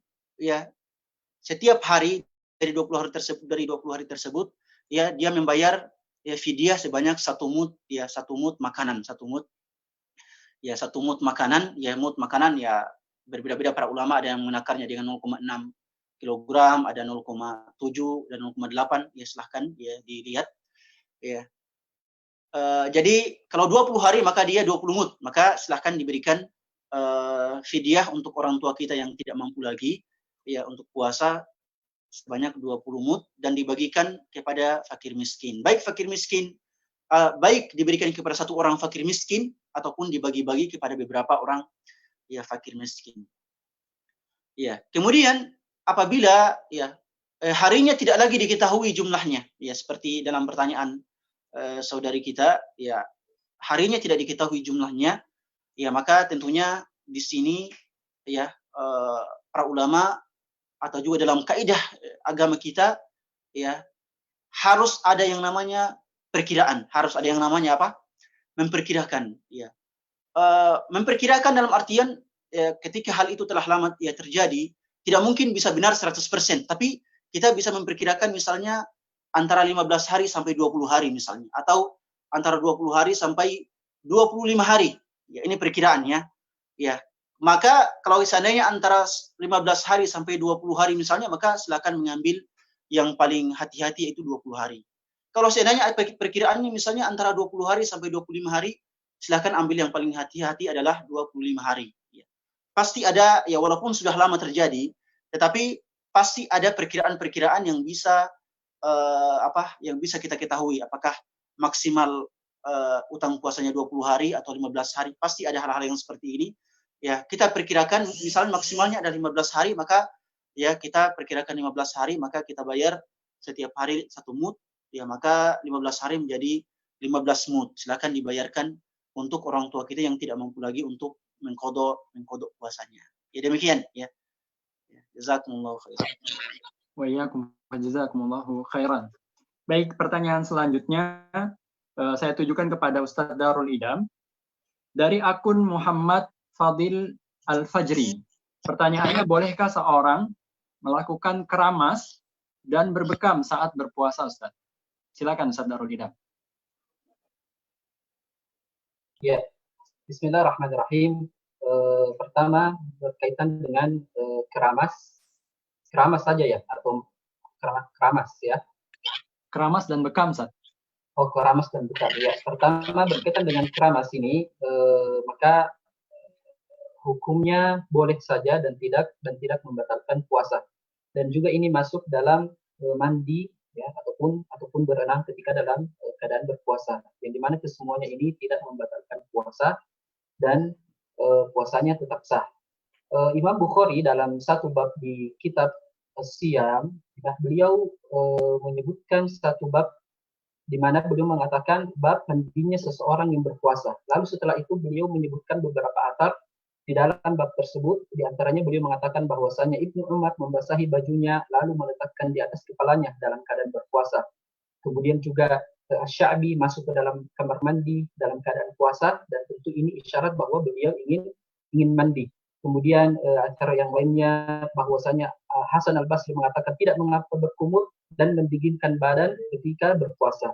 Dan juga di dalam Sunan Abi Daud, di dalam kitab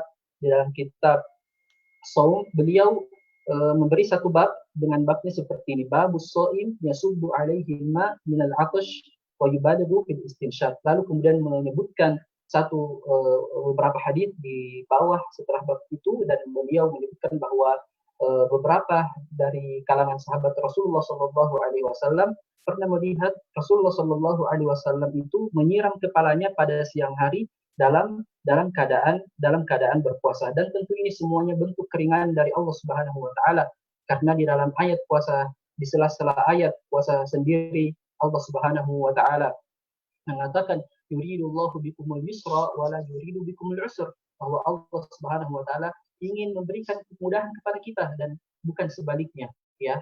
Ini berkaitan dengan keramas tidak membatalkan puasa. Adapun bekam, ya, maka ini terjadi perselisihan di kalangan para ulama yang terbagi menjadi dua pendapat. Pendapat yang pertama, bahwa bekam ini atau mengeluarkan darah dari tubuh itu tidak membatalkan puasa, ya. Dan ini pendapat yang dipegang oleh jumhur ulama dari kalangan Malikiyah, Hanafiyah dan Syafi'iyah. Dan ini dipegang oleh Imam Bukhari dan Ibnu Hazm. Apa dalilnya? Dalilnya adalah hadis dari Ibnu Abbas radhiyallahu taala anhuma di dalam Sahih Bukhari, bahwasanya Rasulullah sallallahu alaihi wasallam ihtajama wa huwa muhrim wa ihtajama wa huwa shaim, bahwa Rasulullah sallallahu alaihi wasallam pernah berbekam dalam keadaan ihram dan juga pernah berbekam dalam keadaan berpuasa. Kemudian pendapat yang kedua, dan ini pendapat yang dipegang oleh Imam Ahmad bin Hanbal dan dipilih oleh Syekhul Islam Ibnu Taimiyah dan juga muridnya Ibnu Qayyim, dan juga dipilih oleh ulama kontemporer kita Syekh Saleh Al-Utsaimin rahimahumullah taala. Beliau mengatakan bahwa berbekam ini membatalkan puasa, dan dalil mereka adalah hadis Shaddad bin Aus yang diriwayatkan oleh Imam Ahmad dan Ibnu Khuzaimah, bahwa Rasulullah sallallahu alaihi wasallam ketika melihat ada seseorang yang berbekam pada bulan Ramadan, dia mengatakan aftaral hajimu wal mahjum, bahwa orang yang berbekam dan orang yang dibekam itu puasanya batal. Dan pendapat yang kuat Allah taala alam adalah pendapat jumhur ulama yang mengatakan bahwa berbekam itu tidak membatalkan puasa.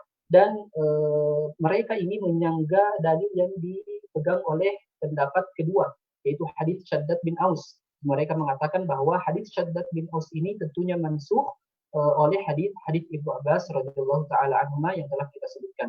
Namun ada catatan penting di sini para hadirin sekalian, bahwa untuk kehati-hatian, ya, dan untuk keluar dari khilaf, tentunya kita harus memperhatikan kondisi kita.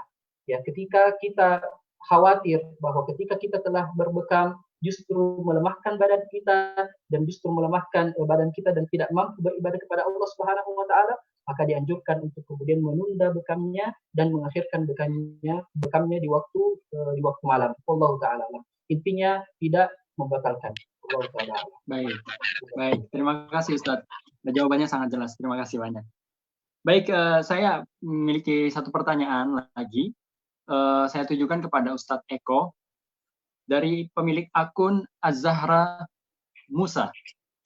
Apa hukumnya bagi seorang lansia 80 tahun, ya? Apakah dia harus berpuasa atau tidak? Kalau tidak, bagaimana menggantinya? Silakan Ustaz. Ya, bismillah. Jadi kita sudah sebutkan sebelumnya bahwa orang tua renta yang sudah tidak bisa lagi melaksanakan puasa, maka dia boleh meninggalkan puasa. Dan tentu dia tidak bisa lagi menggantinya karena sudah dia tidak mampu melaksanakannya pada bulan ini, apalagi bulan-bulan berikutnya. Maka dia boleh meninggalkan puasa. Lantas setelah dia meninggalkan puasa, apa konsekuensinya? Ya, dia membayar fidyah. Ya. Adapun yang berkaitan dengan fidyah di sini ada beberapa masalah yang mungkin akan kami jelaskan secara singkat. Yang pertama, jenisnya. Jadi fidyah ini jenisnya sebagaimana disebutkan oleh jumhur ulama adalah jenis makanan, ta'am. Karena Allah Subhanahu wa taala berfirman, wa 'alal ladzina yutiqunahu fidyatun ta'amu miskin. Di situ di nas, ya, disebutkan secara eksplisit bahwa fidyah itu adalah ta'amu miskin, ya, makanan, berbentuk makanan. Namun ada beberapa ulama di antaranya mazhab Hanafi itu berpendapat bahwa boleh membayar fidyah dengan uang. Dan pendapat ini dipilih oleh Syekhul Islam Ibnu Taimiyah jika ada maslahat, ya. Mungkin pada kondisi tertentu, mungkin seperti kondisi kita sekarang ini, tidak bisa diberikan secara langsung makanan, maka menurut pendapat Hanafiyah dan pendapat Syekhul Islam Ibnu Taimiyah itu dibolehkan menggantinya dengan uang seharga fidyah tersebut. Berapa ukurannya? Berapa takarannya fidyahnya? Di sini ada beberapa pendapat ulama. Ada dua pendapat yang sangat masyhur, ya. Pendapat yang pertama itu adalah 1 mud. 1 mud ini sama dengan 1/4 sa' atau kira-kira kalau dalam gram itu 750 gram. Ya, antara sebagian orang mengatakan 650 gram, ada yang mengatakan 750 gram. Dan pendapat inilah yang dipilih oleh madhab Malikiyah dan Syafi'iyah. Jadi 750 gram fidyahnya. Pendapat yang kedua yang masyhur adalah 2 mud atau setengah sa' itu setara dengan 1.500 gram atau 1,5 kilo. Ini pendapat dipilih oleh madhab Hanabilah dan dipilih juga oleh Syekh Al-Utsaimin wa Syekh bin Baz rahimahumullah ta'ala. Kemudian fidyah ini hanya boleh diserahkan kepada miskin, ya, muslim dan miskin. Jadi tidak boleh diserahkan kepada kafir, sama seperti zakat, sama seperti kafarat. Jadi fidyah ini hanya boleh diserahkan kepada muslim yang miskin, ya, yang miskin dan fakir. Adapun waktu mengeluarkan fidyah ini tidak boleh dikeluarkan sebelum masuk bulan Ramadan. Dan tidak boleh dikeluarkan sebelum puasanya dimulai. Jadi ketika hari pertama Ramadan, dia baru boleh mengeluarkan fidyahnya itu setelah setelah terbit matahari, begitu ya, karena puasanya sudah masuk dan dia tidak melaksanakan puasa tersebut, maka dia sudah boleh membayar fidyah di situ. Boleh juga diakhirkan 30 hari sampai hari terakhir Ramadan, sebagaimana dilaksanakan oleh sahabat Anas bin Malik radhiyallahu taala anhu. Di akhir Ramadan beliau mengumpulkan 30 orang fakir miskin, memberi mereka makanan sekaligus. Dan lebih afdol lagi jika fidyah ini bukan cuma beras atau makanan pokok, tetapi kalau bisa makanannya sudah siap santap, ya, sudah siap saji. Nah, kemudian ini masalah waktu pengeluaran. Dan yang terakhir, ada sebagian ulama yang mengatakan bahwa ketika mengeluarkan fidyah itu disyaratkan, ya, syartus sihah, agar sah disyaratkan untuk berniat, ya, untuk membedakan fidyah ini dari bayaran-bayaran yang lain seperti utang, kafarat dan lain sebagainya. Maka sebagian ulama mengatakan bahwa disyaratkan dia berniat bahwa yang dikeluarkan itu adalah fidyah. Ini mungkin Ustadz, wallahu alam.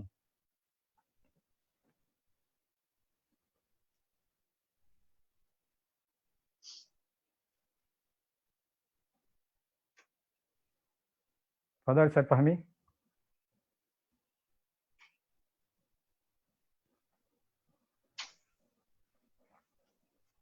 Silakan asatidzah lainnya kalau ada yang mau ditambahkan atau ta'liq.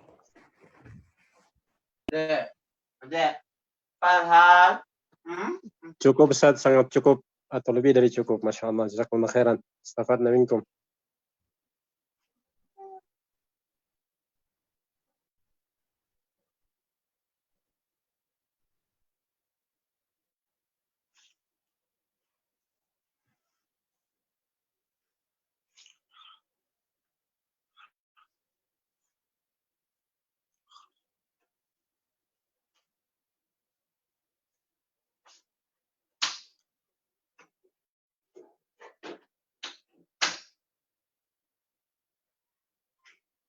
Assalamualaikum. Fadhal Ustadz. Kita menunggu hostnya ini lagi offline kayaknya. Oh.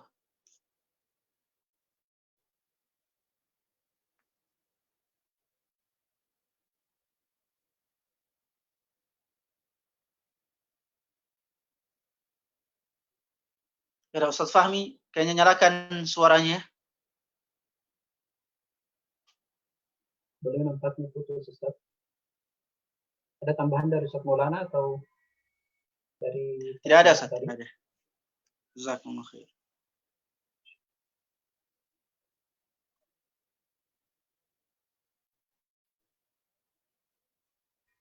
Ini kita belum bisa tutup karena ada pengumuman yang akan disampaikan dan hostnya keluar ini dari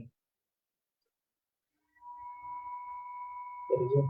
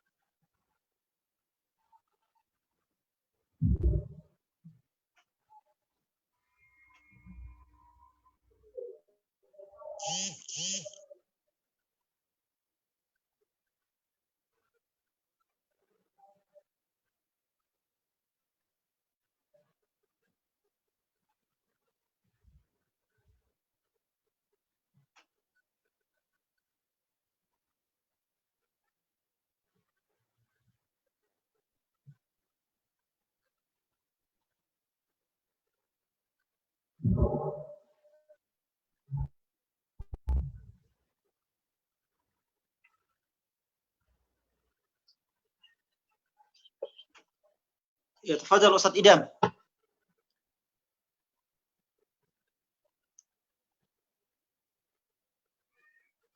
Ustaz, ya, ini sembari kita menunggu host kita bergabung lagi, karena sebagaimana yang telah disampaikan tadi oleh host kita bahwa insya Allah di akhir pertemuan kita akan diumumkan pemenang dari kuis yang telah dilemparkan oleh host kita kepada para peserta.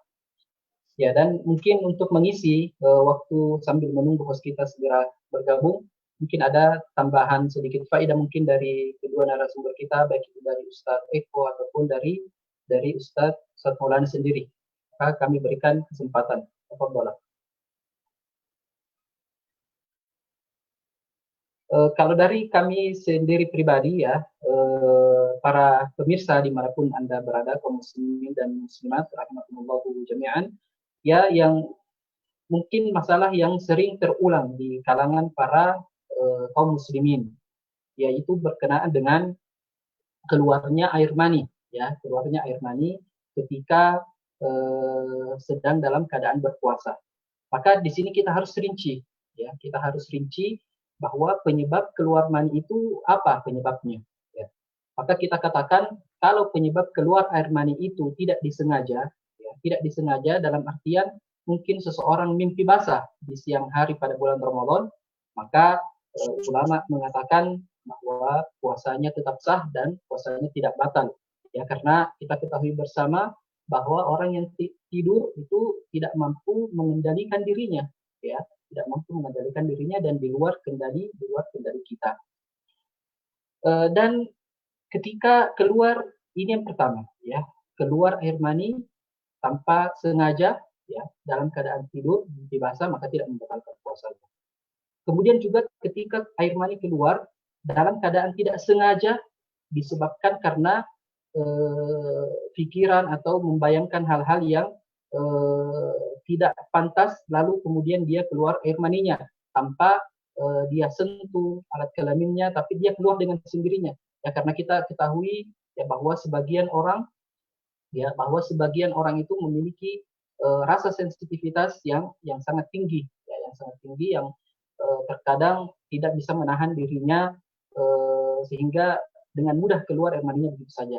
Maka Syekh Utsaimin rahimahullahu taala ketika ditanya dengan pertanyaan serupa bahwa beliau mengatakan bahwa ini tidak membatalkan puasa. Ya, ini pertama, sebab pertama tidak disengaja. Ya. Kemudian yang kedua, keluar air mani disebabkan karena disengaja, ya, disebabkan karena disengaja. Singkat saja, ini host kita sudah bergabung. Keluar air mani disengaja, ya, di sini bisa kita lihat, ya, ada yang namanya mungkin mengeluarkan dengan tangan atau onani atau berhubungan suami istri. Maka di sini ulama kita sepakat bahwa puasanya batal. Tapi untuk yang mengeluarkan dengan tangannya yaitu onani, maka dia cukup mengganti puasanya di hari-hari yang lain. Akan tetapi untuk yang berhubungan suami istri atau jima ini, maka selain mengganti puasa pada hari-hari yang lain, maka wajib baginya untuk membayar sanksi atau kafarah. Apa kafarahnya? Maka sebagaimana hadis Abu Hurairah radhiyallahu taala anhu, yaitu memilih dari 3 pilihan, entah itu memerdekakan budak atau berpuasa 2 bulan berturut-turut atau memberi makan 60 orang miskin. Nah, maka ini secara singkat berkenaan dengan air mani, keluarnya air mani bagi seseorang yang berpuasa di siang hari pada bulan Ramadan. Namun para hadirin sekalian, kita ingatkan dan saya mengingatkan diri pribadi saya dan kepada kaum muslimin dan muslimat dimanapun berada bahwa kita berpuasa tentunya untuk mendapatkan kesempurnaan nilai pahala di sisi Allah Subhanahu wa taala, maka kita mempuasakan seluruh anggota tubuh kita dari hal-hal yang diharamkan dan dibenci oleh Allah Subhanahu wa taala agar kita bisa memaksimalkan nilai pahala kita di sisi Allah Subhanahu wa taala. Wallahu taala a'lam. Fadhal Ustaz Fahmi. Baik, terima kasih. Sebelumnya saya ucapkan mohon maaf karena ada permasalahan sedikit, jadi saya harus keluar dan kembali lagi. Saya kira cukup pertemuan kita pada hari ini. Sebelumnya saya ucapkan terima kasih yang sebanyak-banyaknya kepada Ustadz kita, Ustadz Maulana Laeda dari kota Madinah, Ustadz Darul Idam dari kota Buraidah Qasim, Saudi Arabia, dan Ustadz Eko dari kota Riyadh. Kami ucapkan terima kasih banyak. Hari ini saya pribadi banyak belajar, alhamdulillah. Dan mudah-mudahan ini tanda bahwasanya kita semua betul-betul bersemangat untuk menyambut bulan yang begitu mulia ini, dan mudah-mudahan Allah Subhanahu wa taala memanjangkan umur kita supaya kita bersua dengan Ramadan dan seluruh hiruk-pikuk kegembiraan di dalamnya. Baik, sebelum saya tutup, saya umumkan 3 orang pemenang yang telah berhasil menjawab kuis kita dengan benar dan cepat. Yang pertama, akun bernama Bintu Hasbi untuk kuis yang pertama. Kuis yang kedua, akun bernama Camda Nur. Dan untuk kuis yang ketiga, akun bernama Siti Rahmadania Syamsuddin. Demikian, kita telah tiba di penghujung acara. Saya selaku host mengucapkan mohon maaf yang sebesar-besarnya apabila dalam memandu kegiatan ini terdapat banyak kesalahan dan kekurangan. Dan saya ucapkan terima kasih sekali lagi bagi semua pemirsa yang telah bergabung, yang telah share, yang telah tag saudaranya, telah memberikan pertanyaan dan komentar, dan memberikan jawaban pada kegiatan kita hari ini. Kita tutup dengan membaca doa kafaratul majlis. Subhanakallah bihamdik. Asyhadu an la ilaha illa anta astaghfiruka wa atubu ilaik. Sallallahu ala nabiyina Muhammadin wa ala alihi wa sahbihi wasallam. Walhamdulillahi rabbil alamin. Assalamualaikum warahmatullahi wabarakatuh. Waalaikumsalam warahmatullahi wabarakatuh.